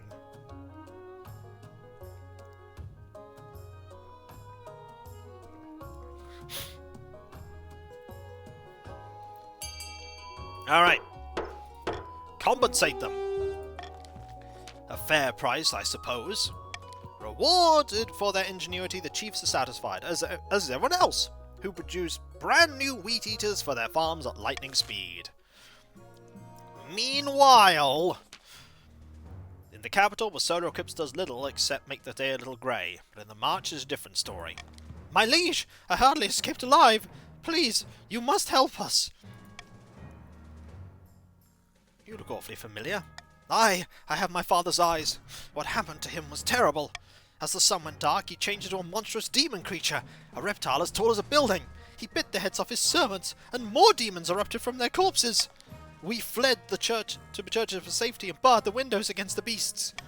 Gods be good, just as I feared, but forsaken. What if they spread across the kingdom? Learn to live with the demons. No! We will use faith! Come on! Faith! Not farming! We have barely enough food for everyone else! It's a 11 in 20 dice roll. This is bound to go awfully wrong.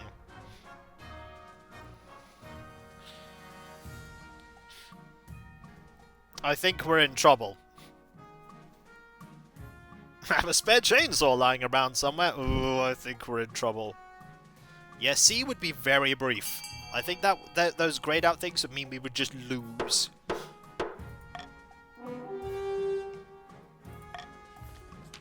Ninth priests from all across the kingdom gather in the march to protect the Marcher peasants. Witnesses report one especially brave priestess plunging what used to be Andraxian's father into the fangs with a holy symbol.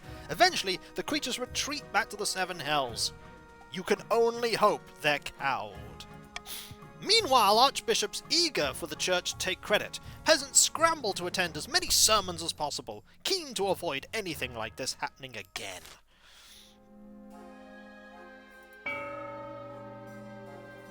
Okay. Head games. My liege, I consider myself something of a scientist, and ever since the invention of the elixir Aranol, a question has plagued my inquiring mind. When a head is removed so cleanly and quickly, how long does it survive without the body? Does it feel the thump as it falls? I request the council's permission to conduct a little experiment. Haha,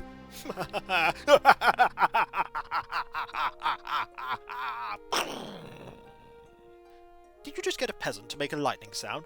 I'm pretty good at it, sir! You really much are. Thank you! Excuse me, I just remembered something funny that happened last night. Anyway, can I cut someone's head off and record the result? No! Don't be weird!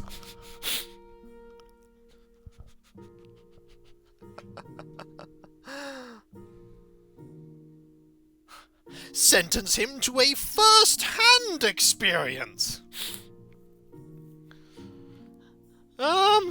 Yeah, let's not do B, ironically. That won't work for us. Let us instead, No! Don't be weird! Don't be weird! Why are you all voting for things to be weird?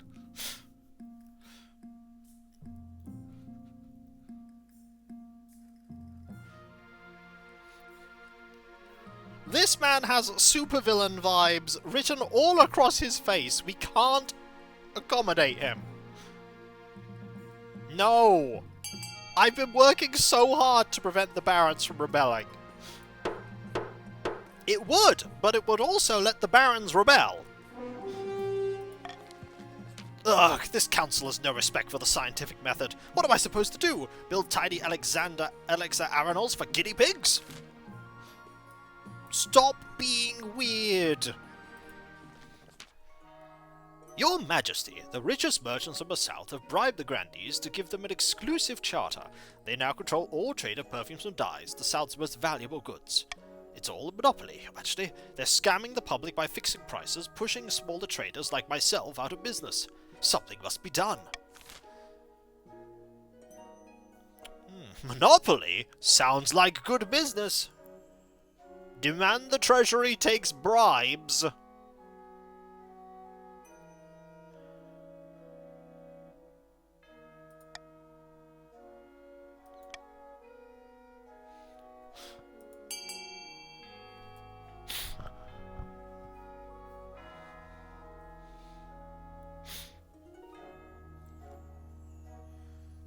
Oh, it's a little bit dicey.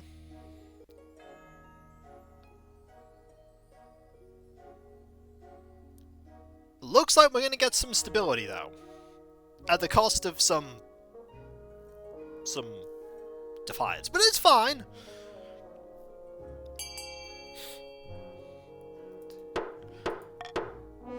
Declare the charter null and void. You order soldiers to break up the monopoly, accompanied by an even more fearsome threat. Lawyers! The charter is declared illegitimate. Many grandees lose their investments. Smaller traders in the South flourish once again, and prices return to a sensible level. The common folk rejoice. Not the lawyers!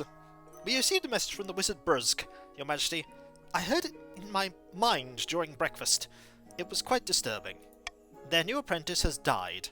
This is quite normal, Your Majesty. The survival rate of wizard apprentices is less than 1 in 10. Regardless, Bruzg has sent us compensation. How charitable! And what of the damage they've already wrought in Calavone? Did we receive any compensation for that? Alas, no. Only 150 gold. Perhaps the council will have an idea what to do with it?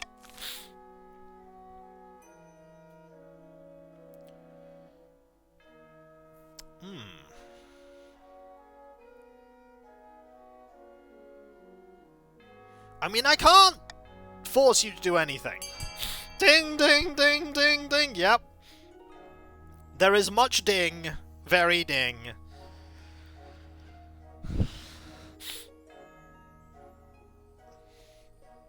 Oh wow, we are so divided on this.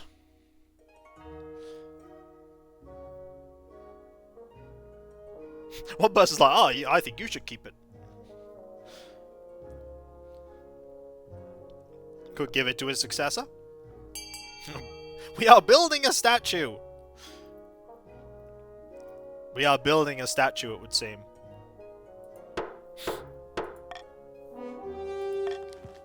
Work starts immediately, though Nebulous Scum 2 is a little disgruntled that he didn't receive the compensation directly. A week later, the architect pays you a visit. Small problem, Your Highness. The money wasn't nearly enough to build a whole statue, so all we got is a pair of very heroic-looking feet. I'm not sure what the council was thinking. Take this money and finish it then. With pleasure, your highness. By the end of the construction, even Nebuloscorn II has to admit the statue is a flattering likeness. Its meaning will no doubt be twisted and forgotten over the years, but for now it's a stark reminder of the danger of wizards.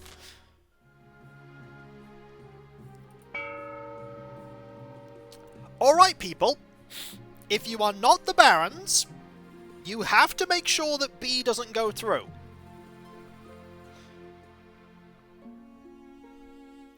This might be difficult.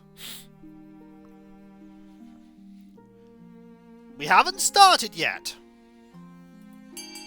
We started now.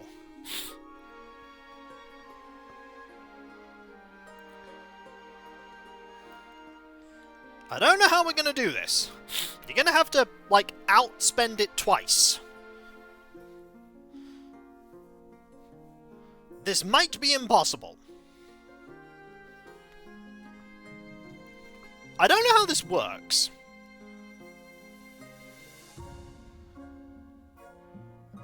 I mean, B and E... Yeah, I don't think it's gonna go very well. We tried. We tried. Ah. The Barons did well. After they lost last time, I think it's only fair. After we lost last time, I think it's only fair. Besides, we haven't seen this failure yet.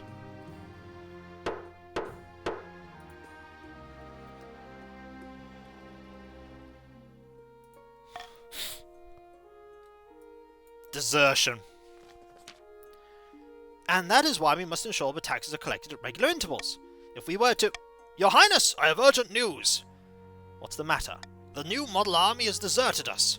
Not only have they marshalled without my orders, they refuse to stand down.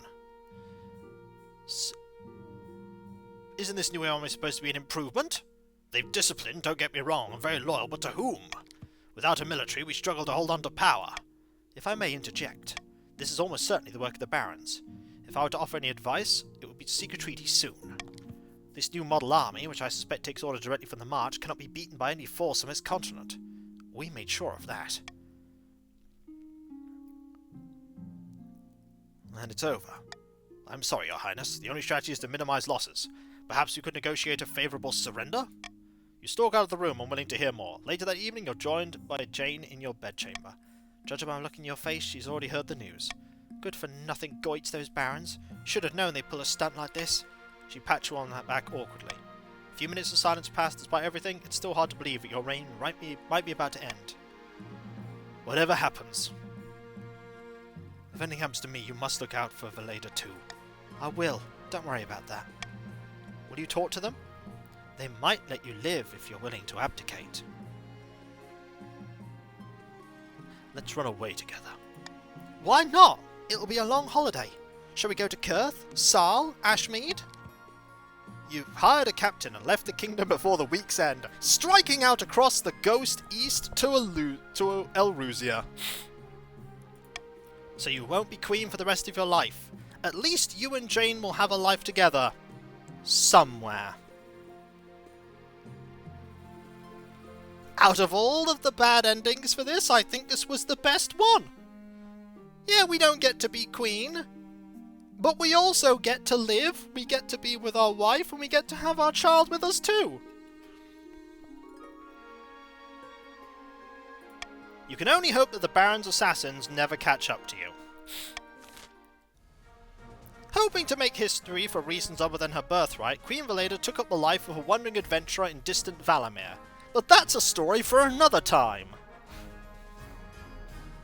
Unable to keep their puppet on the throne, the chiefs were forced to retreat to the frozen northern brood.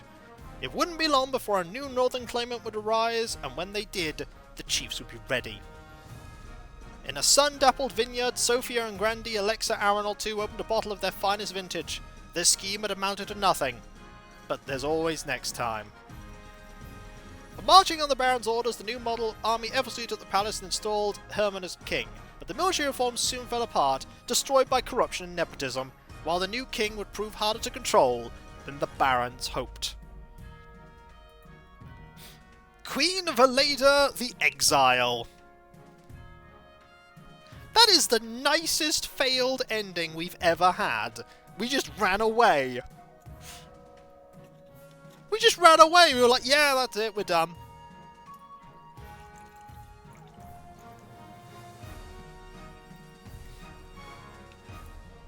It's what, like, the failed endings are nicer than some of the wins. Some of them. I'm sure they had a great life together. Can't believe the barons would do this. What? Have our queen become an adventurer? Take the wife, the kids, bounce. I mean, the alternative was staying there and dying. At least this way we have, you know, a chance. Jeez, imagine if, like, the next dynasty thing is like, I guess who came back? Queen Valeda at the head of an army. Oh dear. We did it! You won, barons! You won! The Bork does nothing! Yes, it does. It doesn't make a sound. It's just there to say Bork. An army of wizards. We'd only need one wizard.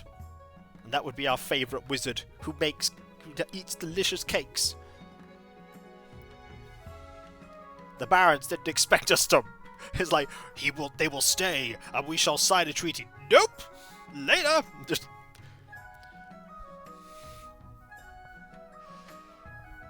Ding, ding, ding, ding. Yeah, that's what happens if you fail.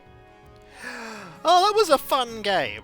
We also got to see the marrying a commoner thing. That was pretty cool. I like that.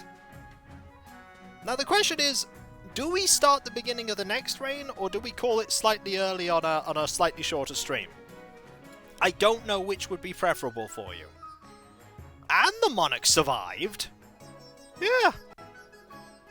And the monarch survived. I mean, yeah, authority was at 2 at the end. I wonder if authority was at 0 if we wouldn't be able to escape. We wouldn't be able to go that far into the new kingdom, is the thing. I'm just going to weed stream anyway. Oh, I see. We can get started on the new kingdom at least. We can get started on it. I told you we'd overthrow it. Yeah, it's fine. That was a good story. That's the thing. It was a good story. No, we can get going a little bit. Let's do at least a little more. Let's get things started.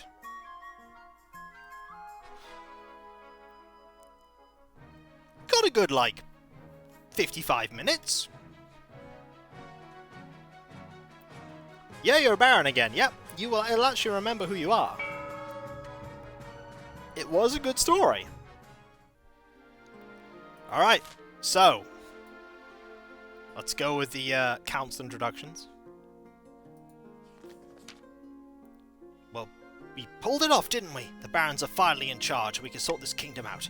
Now remember a little arrangement. Put you on the throne, so you do as we tell you. Glory to the march. Huzzah! Introduce yourself to the rest of the council. Good luck with the days ahead.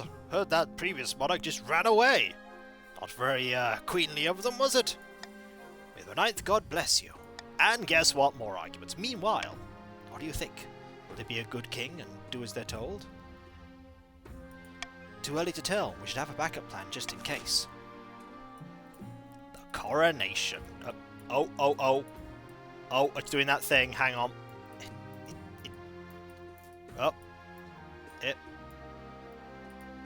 There we go. I can fix that now. Your Majesty, you may have won the throne from Queen Valeda. Oh, by the way, sorry, just reading a postcard I got. Who's that from? No one? Is it from Valeda? No. It is. No. As a tradition, they will decide what happens to your coronation. Let's get this over with. Shall we call the nobles in? Invite foreign dignitaries, host a lavish parade.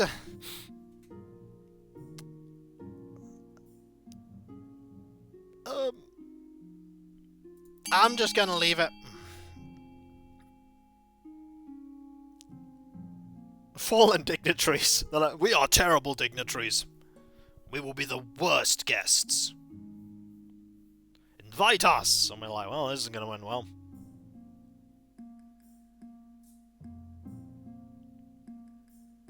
And then it didn't end well.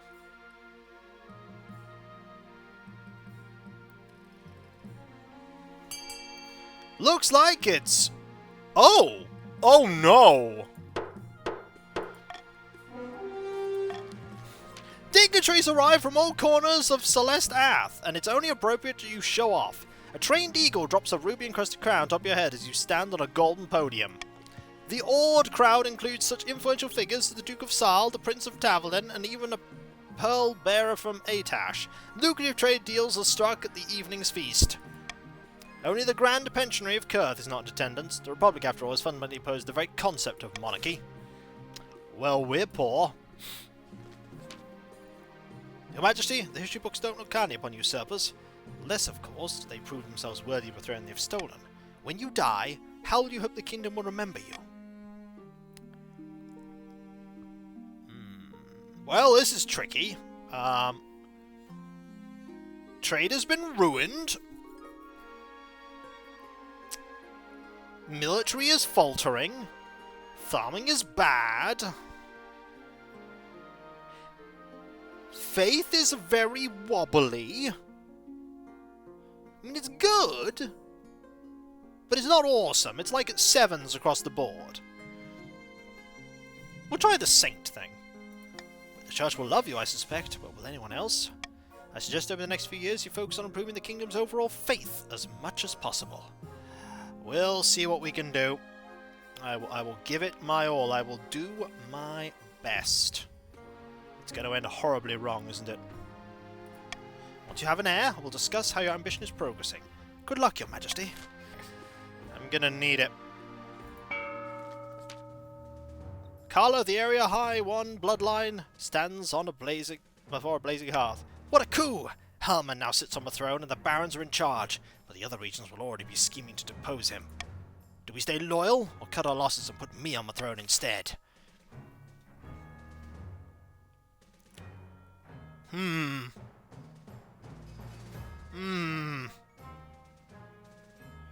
Loyalist, it would seem. You're going to try and hold on to power.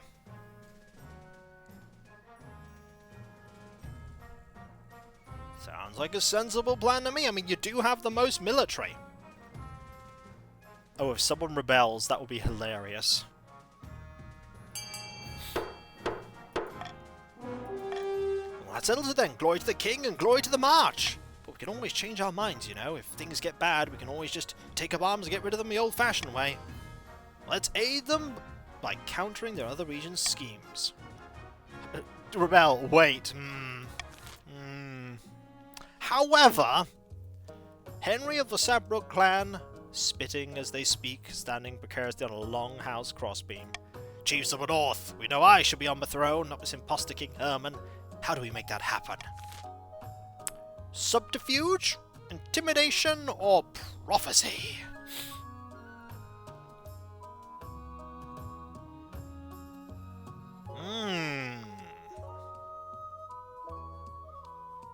Prophecy, eh? Oh dear.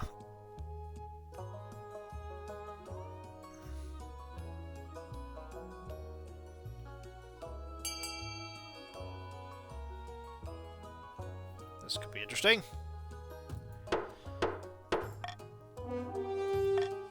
The chiefs plan to realize an ancient northern prophecy. Before the monarch rises, the kingdom must be ruled by a mad tyrant. Authority to 5 or more in 2 seasons? Well, that's already happening. We can't do much against that. And then there's Agnasio of the Alexa Arenal lineage. The family line that invented the Alexa Arenal. A false pretender occupies the throne while my claim is ignored. I have a fancy hat too. Let's see what we can do about it. Witch hunt, fervor, or excommunication? We haven't seen witch hunt yet, I don't think. I don't know how well that's gonna go.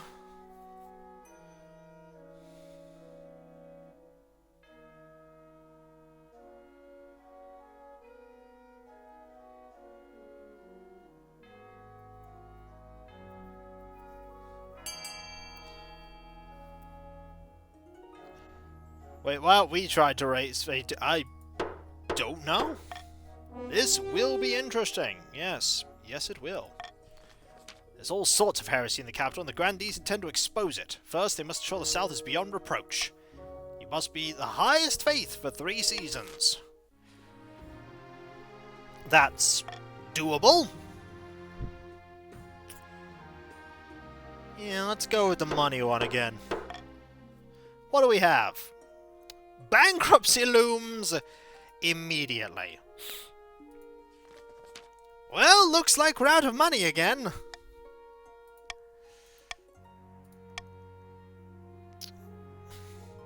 Let's take that hefty loan. The Bank of Salvant and Gaul operates from the fabulously wealthy Republic of Kurth all the way across the Western Sea. They assure you, however, they maintain total independence from the Republic.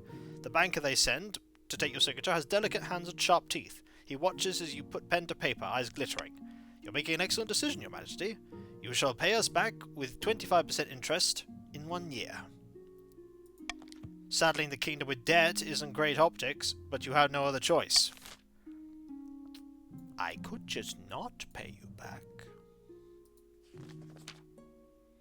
Good news, Your Majesty! I've received a vision! I saw you bathed in holy light, blades and missiles crumbling to dust before they could reach you. You do not need to recruit an honor guard. The 9th god will shield you from all harm. I've never seen my knights protect someone from a sword through a chest. You need tangible guards, Your Majesty. Nope. I do not. I await your verdict. I will believe in not needing an honor guard. Your Majesty, I must protest in the strongest possible terms. The nobles will consider this an insult to their warriors' prowess. More importantly, without an honor guard, you're totally unprotected. Is your life worth so little to you? I'm willing to risk it. Fine, no doubt the common folk will see this as a sign of strength. But don't blame me when you wind up on the wrong end of an assassin's blade. At last, a king who trusts in the 9th. You have nothing to fear, Your Majesty. Your enemy's arrows shall miss, and their swords shall falter. We'll be fine. Your Majesty, we're in the march. I've finished a complete reorganization of our new army. It's truly a powerful beast now. I hope I'm getting a parade. Oh, I'm sure we can see to that. Moreover, I was hoping the Crown might be willing to host some military exercises. The soldiers are restless. Can you define exercises for me? We just need a suitable campaign to whet our swords and spears. An unbloodied army isn't worth its salt, I say. Let's see what the council thinks. Instead of a costly war, we could establish mercenary companies to fight abroad and take a healthy cut of the profits. Or, if your Majesty wishes to gain something more than gold, we could use our might to, as intended, and make inroads into Tavalin, whose meagre army will surely be no match. Embark on a full-scale invasion of the Ashmedian Empire. Or we could start a border dispute with Tavalin. Oh dear. I mean... Ooh. I mean, I'm not going to be able to stop that.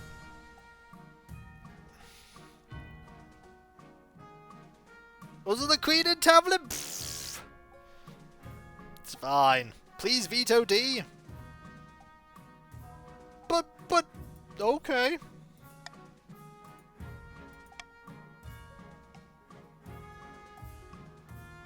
Sure.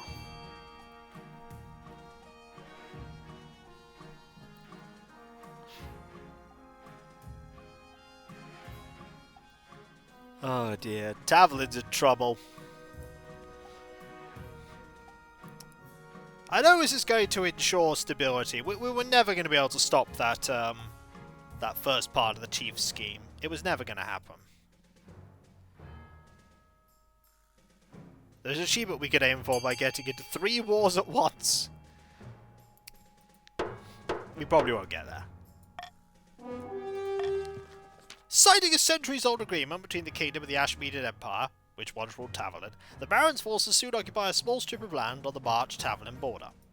The March's battalions see action, but not enough, as the local resistance is paltry. Meanwhile, you await word from the Tavalese Queen.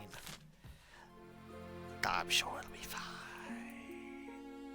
It probably won't be fine. Okay, Well, they're all dreadful. None of these are any good.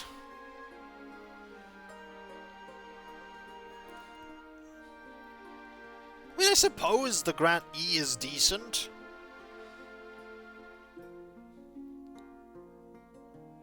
Faith down? Meh. Nobody, no care. How much money do you have? 600. Yeah, it's not a lot of money. That is not a lot of money. Wait, am I trying to find the fun stuff with no money? I don't know. Look, I'm trying to give you money as fast as I can, okay? I'm trying to give you money as fast as possible. I see we're voting to lower the farming in the...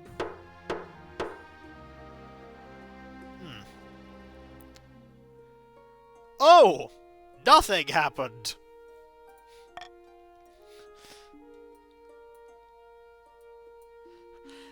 Tavali's correspondence.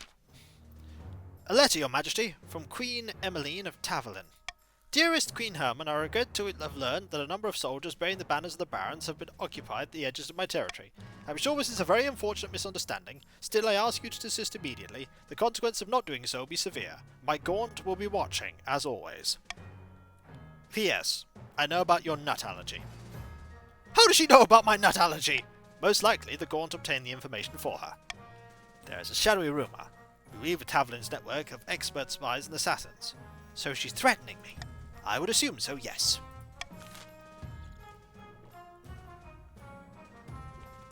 Go on the offensive! Taking as much territory as possible. Yes! Double down! Double down! Double down!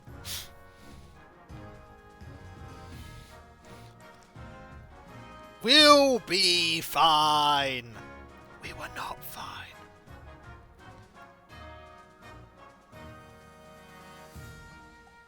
It did not end well.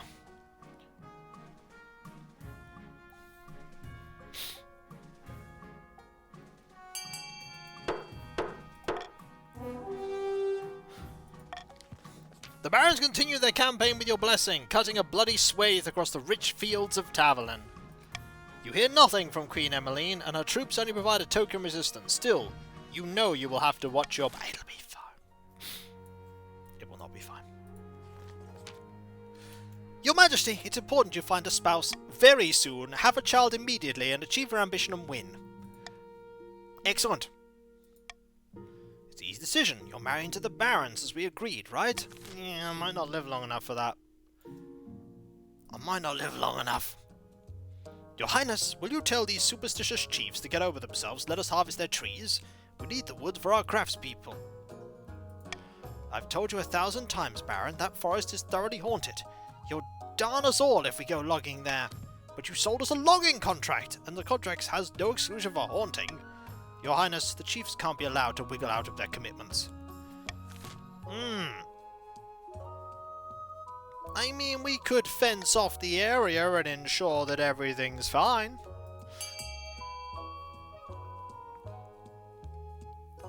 Yeah, it'll be fine! Just, you know, put a fence around it and just a sign saying, please don't go in here, and then they won't go in there, and it will be good, right?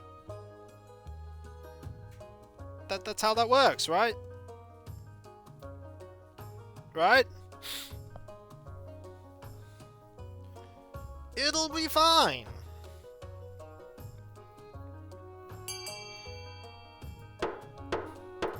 We failed at 80% before. But my lumber! I paid for that! Give it a rest, won't you? The council's spoken, it's for your own good. But it doesn't end there. Illegal logging camps pop up near the ancient grove, and the chiefs are forced to station soldiers in defense. Baron Deus Felix denies any involvement, to no one's surprise. Meanwhile, the chiefs are doing great. A congregation of God speakers huddle around the tablets detailing the supposedly ancient prophecy, whispering excitedly, Praise Morgana, the tablets are genuine. The The gods are good and we are blessed. Henry will be our monarch. All hail the Lord Render! Cheers circle the clan hall. A mug of ale is tipped over Henny's head. The people of the north are rising. Gala's warriors have already pledged themselves to us, and they are literally the only army we have. The influence of the old gods is spreading. We must ensure we keep the old ways of the north alive, and surely Morgana will bless us with the power to crown Henny. You must lower your faith to 4. Ooh. Ooh. You know what? I'm gonna leave taxes as they are. No reason to rock the boat.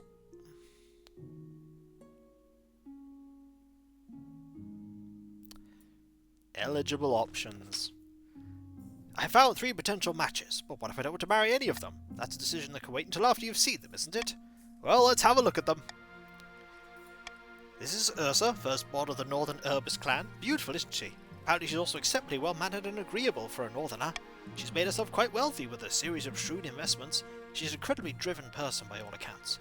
Gets up at the crack of dawn each morning and goes for a swim. What about Zaquin, eldest son of the Mad Steve 79 lineage? He's reputed to have an ego the size of the sun, and one of his ancient ancestors was burnt by the sun into literal ash. She's been in more duels than I can count, and won them all. Unfortunately, he lacks the common touch. The peasants have some terrible nicknames for him. But what about Felix, the scion of the prestigious Endraxian bloodline? The typical baron, really. Loud and brash and self-absorbed, but mostly well-meaning. Like most of the barons, his great passion is hunting. What do you think? I have made my decision. Well, none of them! Without a marriage, you're all alone. No alliances and no support. Not to mention an insult to the most powerful families in the kingdom. I want to live a life of chastity in honor of the ninth god. I'm sure the church will be very pleased with your show of devotion, but the nobles won't. They'll see it as an abandonment of your duty. Good luck in the days ahead. You'll need it. It's fine! It's not fine. There's an unusually large number of petitioners today, Your Majesty. Let's hear the grandees first. A whole battalion of my soldiers have gone missing, Your Highness. They've deserted, but I've no idea why they left or where they went. What about you? Your Greatness, someone has been burning my fields and raiding my villages. They're much too organized to be some petty bandit clan by Morgana's cauldron. They're like ghosts in the night, always gone before dawn and covering their tracks. Now I wonder if they could be the remnants of Grandee Uncle Putt's missing battalions. Why are you here? Someone's been attacking trade caravans in the marsh, my liege. They're not even targeting anything in particular, just looking to cause maximum havoc. It's those deserters for sure, the same ones going after Chief Valter's farms. So deserters are the root of the problem? It's more to it yet, Your Majesty. Payments have been siphoned off from our tax collectors. A large amount of our expected income is missing. Someone has been convincing priests of a ninth god to preach against you, condemning your war in Taverlin as the influence of the seventh god. What do I pay you people for? This is not merely incompetency, Your Majesty. I suspect it has roots in Taverlin. Queen Emmeline is a cunning woman, and her network of spies is legendary. It is like the retaliation she promised. I advise caution. Anyone could be on her payroll. Let's call a vote.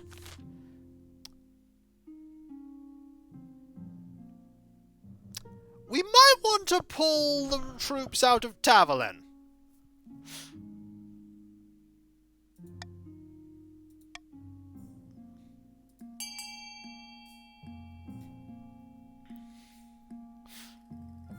We might want to pull the troops out. We literally cannot afford the alternative. Yes. Yes, we are. When it's my head on the line, yes. Pull the troops out. Yeah, the alternative was failure. The Baron's soldiers retreat from Taverlin, giving up all the ground they've gained, though not without a great deal of backlash and accusations of cowardice. The plots within the kingdom simmer down overnight and deserters disappear, but even now Tavlin's agents are all around you. Yeah, it's not great. Your Greatness, I receive reports of logger bandits holed up in camps outside my ancient grove. They've sent patrols. My people are too afraid to approach the cursed trees. No doubt they're under Baron Deus Felix's command. We must order him to pull the loggers out, lest they anger the tree spirits that dwell there. By the 9th, you have no proof of the loggers are mine. Stop wasting the council's time. I mean, bad things are gonna happen here? Clearly, we should hire mercenaries. I mean, yeah, we've got 1 stability.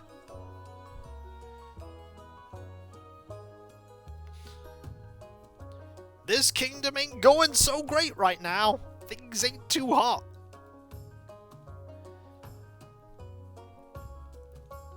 Must invest more in the Deus Phoenix. Hey, this isn't that timeline.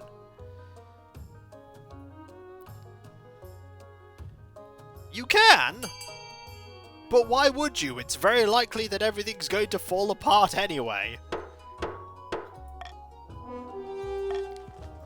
You hire a costly but well-regarded mercenary band from the south known as the Nine Swords. They waste no time in chasing the loggers who are ill-equipped for warfare out of the ancient grove. Not long after, Deus Phoenix is forced to sell a few family heirlooms to keep himself afloat after an undisclosed business loss. Purely coincidental, he assures you. Yeah, you lose, like, right away.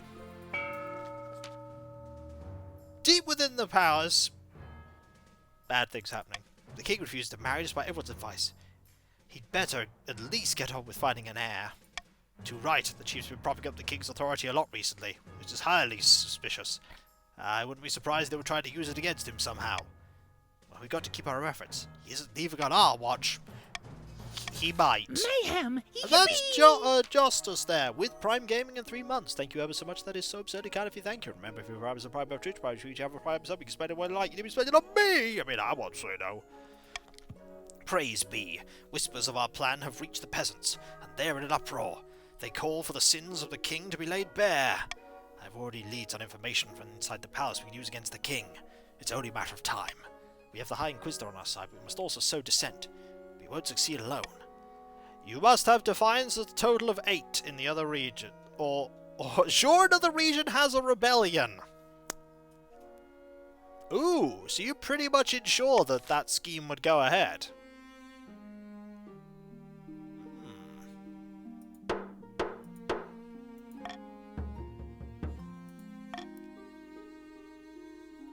An angry mob again! Yay! Oh, we've got so many angry mobs! We're just gonna wait for the soldiers to sort it out. Oh, we're terrible at this! Words are cut off and they're dragged from their horse. The growing mob surrounds your stagecoach. Finally, the riots break into the coach and drag you out the street. They steal your jewels, pelt you with dung, and leave you to wander about to the palace alone and humiliated. Yay! This is an outrage, my liege. First riots and looting, and now they attack on your royal person. Oh, why wasn't I protected? I did survive, though. Realm's on the verge of collapse. People are afraid again. But we've got to do something. Could declare martial law? Clearly, we need to try and do this. 50-50 chance. It's gonna go great. It's gonna go awful. The end of everything. Let's go with a coin flip. I've got the coin right here. And if nothing else, you get money while I fail. This is gonna be a disaster. An unmitigated disaster. But a glorious one. It's probably going to be a disaster. It was close! The riots become a normal... the rioter becomes a normal citizen once they put down their torches and pitchforks. The task of rounding them up proves impossible, especially since your soldiers balk at attacking their fellow citizens. Riots continue throughout the capital. The nobles mutter to each other about your ineffectiveness. Yay! Oh no. Greedy southern merchants are taking advantage of cheap marcher labor, your highness, exploiting our natural resources and putting our trading companies out of business. They're vultures! Vultures! Is it really a problem? It's just business. It's just business, baby! Oh dear. You know what? It's just business! This is gonna go so badly wrong. Everything's going wrong! It's all going wrong!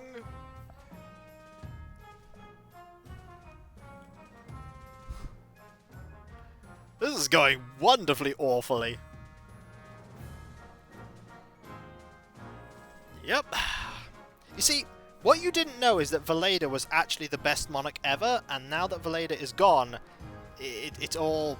Also, remember that loan? Oh yeah, we're just going to pretend that loan doesn't exist. It's all going to be fine. An utter travesty. I should have known better than to expect the counts to be worth to anyone. We are blessed. My companies are safe. Glad this council sees sense for once. The southern companies of the march continue to take over nicely, siphoning money out of the region and making Grandi Valio filthy rich. Oh, good. There's a famine, by the way. We're really struggling. We can't afford anything. This kingdom's rubbish. I preferred Valeda. Yep, Valeda was a lot better than you are. Darn it.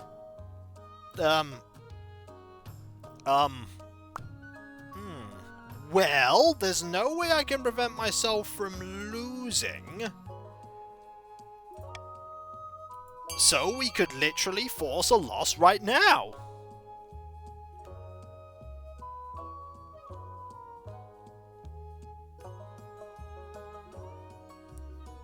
Or we could go for a 40% coin flip.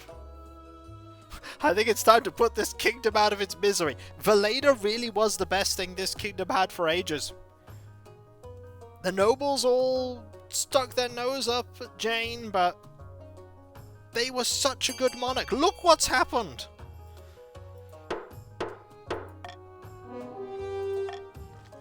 You've placed a strict cap on grain. When the wily merchants find a way around it, you order a few of them hanged as examples for the rest. Whew, this short, sharp lesson does wonders. Soon enough grain is cheap again and no merchant dares say a word. Hopefully most of the peasants will stay alive until next harvest. Ooh. Ooh. Ooh. Ah! Debt collection! Greetings, Your Majesty. I'm here on behalf of Salvated Gold to collect what you're owed. Oh, you. You owe us a grand total of 3,750 gold. What if I don't pay? The Republic of Kurth guarantees all our loans in foreign states. If you fail to pay, you'll be subject to aggressive trade sanctions and eventually war. Can you extend the terms? We will be willing to grant you another year at the same exchange rate. No. We can offer you another year. We'll raise our interest rates to 75%. That is our final offer. No. Then you are in trouble. It does not pay to defy Salvin Gal, Your Majesty. We will return to the Republic of Kurth inform the Grand Petri that you're refusing to pay your debts. You'll be fine. Your Majesty, I have a few messages from some respected members of the clergy. Oh yes? Your decision to stay chaste around the Ninth God has caused quite the stir, and many people want to meet you. The High Inquisitor mentioned wanting your assistance in dealing with some heretical items. The leader of the Sisterhood of Steel would love to see you. And a group of reclusive monks have invited you for a visit. Tell me about these monks. They live deep in the tunnels beneath the Marcha Forest, Your Majesty. They are very reclusive, but they experience intense visions of a Ninth God. You could gain a great deal of wisdom from visiting them, I'm certain. What's this about a nunnery? The Sisterhood of Steel is an ancient order known for their military prowess, Your Majesty.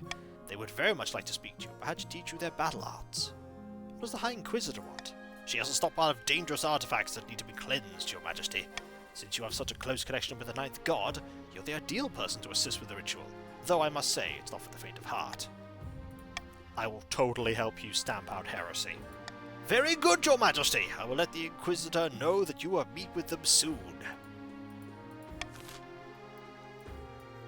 Yay! Oh, counterfeit currency. The South has been prosperous of late, but my tax collectors are reporting suspicious coins in my latest takings. The whole region is swathed with fake money. The Council needs to act. Whew. Order the artificers to invent a new coin that's harder to counterfeit.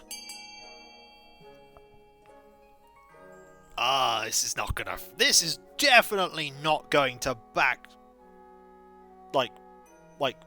backfire on us. It'll be fine. We are in so much trouble. This kingdom is doomed.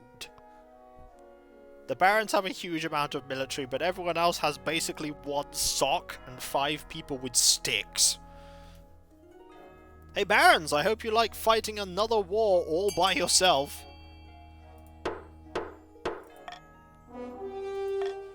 After weeks of experimenting, a new coin is invented, as a special pattern of ridges along the rim that make it nearly impossible to counterfeit. However, they're much more expensive to manufacture. Rolling them out across the kingdom will take time. Meanwhile, people continue to use the old coins, impacting trade in the south. We'll be fine.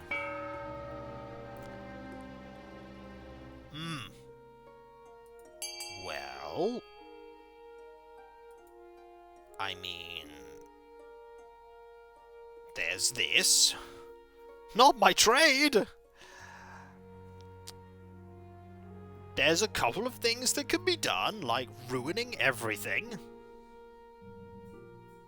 Be honest, barons, you just want to see how bad this dumpster fire is going to get, aren't you? You're just curious how bad this dumpster fire is going to get.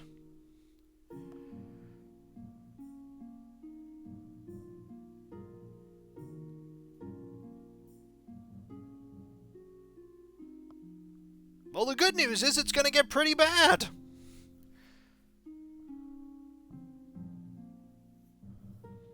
I'm just here to recoup coin from my last session.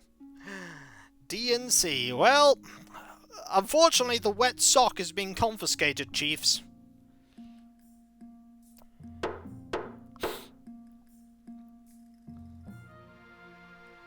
It's being confiscated.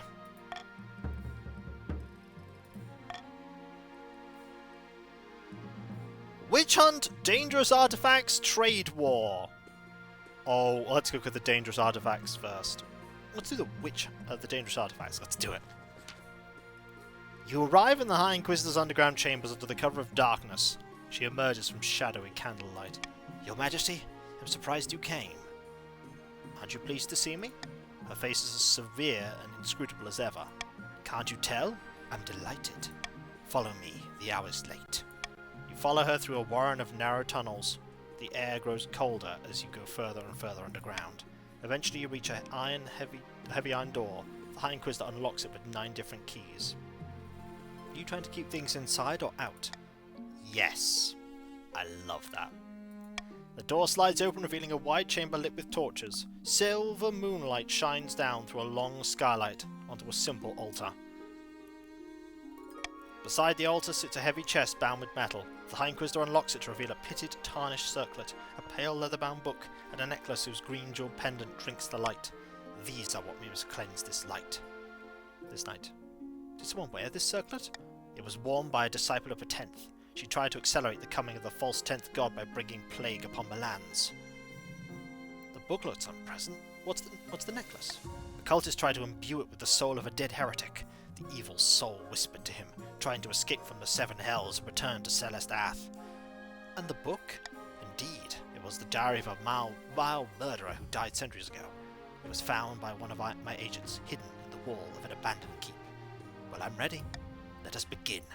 The High Inquisitor lights a circle of candles around the chest before placing a ceremonial chain upon the altar. This is giving me a lot of information about how actually this Inquisitor is working day and night to save everyone.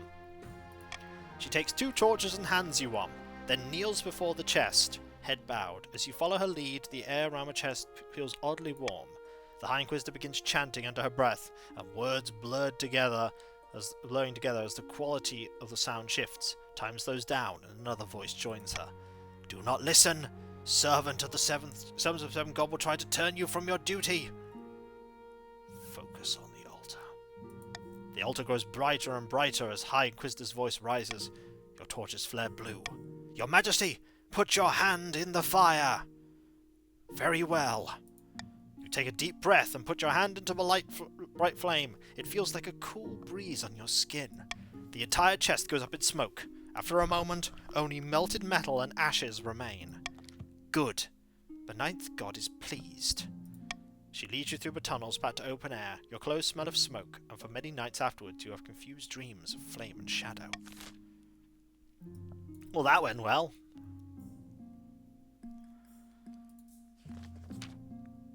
I've gathered some reports from the south. The Grandees are among the regions scheming against you. No surprises there. They're smearing you as an impish, unholy king. They have inquisitors digging up evidence as we speak. What can I do? I suggest you strengthen your relationship with the other regions. They'll want you on your side once the Grandees increase the pressure. I know how this sounds given your current popularity with the nobles. They're likely working with the inquisitors already, providing them with damning information. We must move to stop this.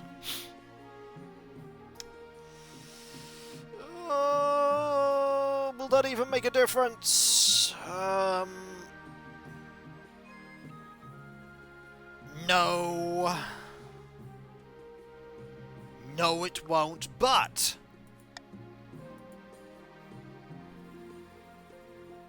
No, A is only going to reduce it by 1, and it's currently 14. I need B.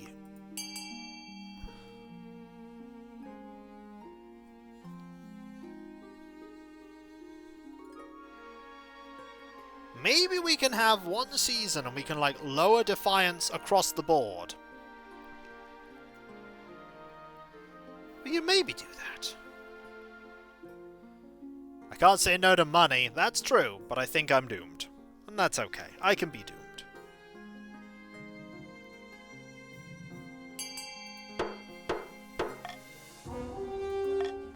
Within days, non-Grandee nobles flood the Inquisitors with tips on each other, for every possible sin.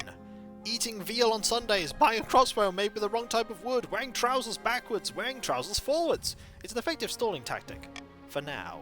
The Grandee stat goal will not be evaluated until the end of next season. It might not matter. Your Majesty, the Republic of Kurth has levied extreme trade sanctions against us for our perceived crimes against them, notably your inability to repay your loan to Salvant and Gaul Bank. We don't need Kurth. They're our biggest trading partner by far, Your Majesty. Our economy is basically on fire now. Well, what can we do? That's for the Council to decide. Kurth must also be suffering from this, but we can't afford to wait them out. Our people will soon run out of basic necessities.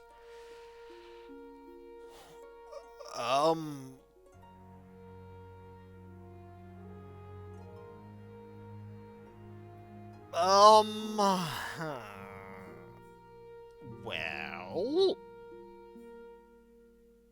all of these are bad.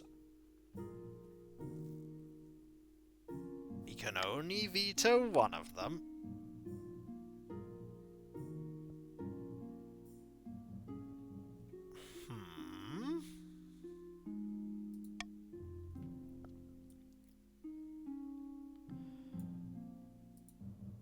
Actually, no, let's veto this one, ironically. Because that one raises loads of defiance. People are gonna vote for B. I know. Oh, some people are voting for. Are we running for? Are we running for destruction? We are voting for destruction. Well, let's see how this ending goes.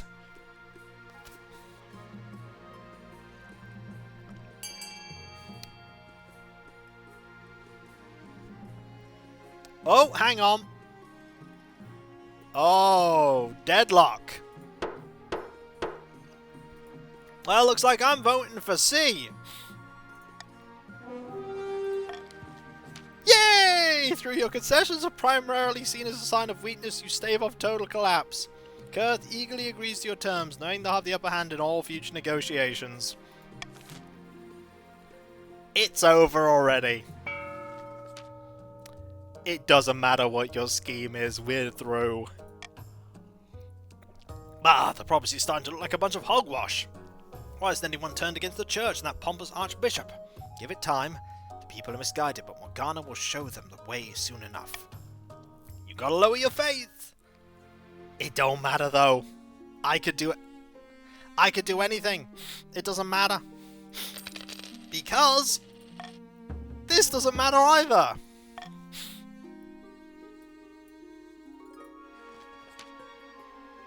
It begins a day like any other. You wake up, your servants help you to a refinery, you have a delicious breakfast, you go for a ride on your favourite horse, visit the physician for a checkup. A lovely start to the day. But something's wrong. Something's nagging at the back of your mind. Suddenly you realise with a pang of anxiety you haven't attended the meeting with the council in weeks? Months? How time slips by. Summon the Chancellor. What seems to be a matter, Your Majesty? Why aren't you enjoying your customary pre-brunch walk in the Royal Gardens? Didn't I used to attend council meetings? Oh, don't worry about that, Your Majesty. The councillor's ruling the kingdom perfectly well without you. Now, if you could excuse me, I can't chat with you all day. I have important matters to attend to. But I'm the king, I'm important. Of course you are, Your Majesty. Of course you are. From that point on, you barely know anything beyond the walls of the palace. When you attend a council meeting, you can't make yourself heard over the bickering nobles. Nobody cares what you think. You're nothing more than a figurehead. You spend your days cutting ribbons, waving out of windows, and hosting parties, blissfully ignorant of the state of affairs.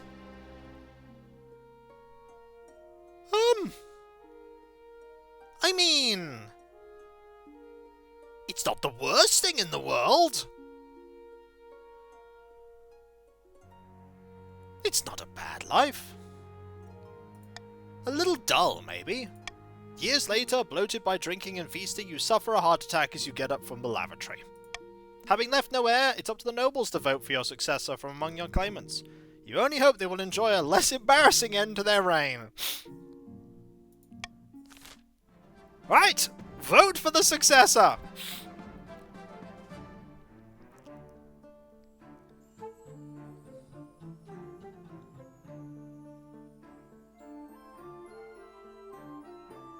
It's gonna be... ooh. I mean, if the chiefs can unite under Ignacio... but maybe they'll vote for Carla.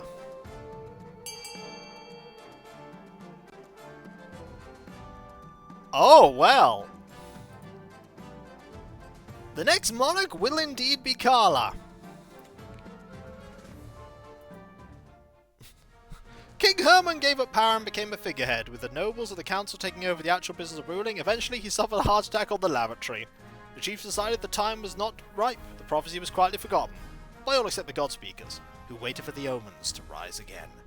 The grandees continued to throw accusations of witchcraft and heresy at their enemies. Everyone gradually learned to ignore them. Despite their puppet king's downfall, the barons were able to hold on to power through Carla, who won the successor vote in the aftermath of Herman's death. King Herman the Confessor. That kingdom, though. That kingdom. So the barons have no trade. The chiefs have no military. Nobody has good farming. But hey, the honor guard worked. You know what? That was a really weird pair of reigns. Because guess what? None of my monarchs were killed by schemes. That's amazing. And tragic for that king, but you know, 2 reigns in a single stream. We did no such wrecking. It was all the plotting against us. I say,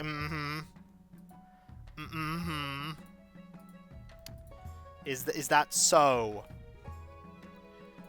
Well, hey, no stabbings in the back or anything else like that. It's all good. Or was it? It probably wasn't. But I'll tell you what, though. The king plotted against us. Did they now? Time to go invest the day as Phoenix. It's time for me to bid you all adieu tonight. I get the feeling being reduced to a wizard's bell may not have been that bad of an ending after all. It probably was. But I'll tell you what though, folks. I must thank you all ever so much for being here, because you are all absolutely fantastic and amazing and brilliant and wonderful. And I couldn't do what I do without you, and I wouldn't want to do what I do without you. Thank you, Emil. You're all amazing and brilliant. Greatest community I could ever hope for. There are a couple of things I need to quickly talk about before we conclude. Starting off, thank you, Demon Dragon, with my website, kikosuke.com. You can check out all kinds of things there, including Bethrendian Bustle. You can read the, you can read that. You can also check out my schedule and find links where you can buy my book, Aaron Hope. There's also my Discord, where you can join a larger, thriving community, which I'm often a part of. There's loads of places to talk about stuff, loads of emotes based on Let's Plays and streams past and present, and if you, join the Discord and link your Twitch with it. If you're sub to me, you can use Twitch emotes on Discord. Then there's my Patreon, where you can pledge to support me in doing what I do. There's stuff in Let's Play stream by hidden behind paywalls. There's a lot of stuff that goes behind the scenes that you typically do not see, including but not limited to all the editing, impression, and test streams and test recordings and everything that makes all what I do a reality. And in these times, I do rely on the people that pledge to me to make all what I do possible. And those that do pledge not only get a different coloured name on Discord and my deep sincere thanks, they also get the ability to vote on upcoming playthroughs when the opportunity arises via the Patreon suggested shortlist. The result of one of those will be starting on Wednesday with Legend of Grimrock 2 that was voted for unanimously. There's also my YouTube channels, like for instance, the normal Let's Play channel, the one that was, well, not normal, the older one. It's normal if you want Let's Play content, that is. Because that is the 16-year-old 10,000 video strong channel. I'm so old. And then there's my newer VOD channel, Kick Vodskia. You won't find Let's Plays there, but you will find the VODs. Thanks, Ted Player. My goal is to get Kick Vodskia to 1,000 subs and Kikoskia to 100,000 subs, and to help with both of those, engagement with the algorithm must happen! I know, it's terrible. Liking and commenting on the videos helps, subscribing also does too, and if you are subscribed, pressing that bell for those notifications means you don't miss any of them. Then there's my Twitter and my other outlets of social media, like the Instagram, Blue Sky, Mastodon, the Discord, and the community tab on YouTube. There you can get notifications about when I start streaming, when my Let's Play videos go live, and all kinds of random other stuff. I put pictures of my Warhammer models up there, for instance. There's also my throne wish list, where you can put money towards getting me things that bring me joy. There's currently a few things up there, and if you have an idea for something and it's not there, you can put it up as a suggestion.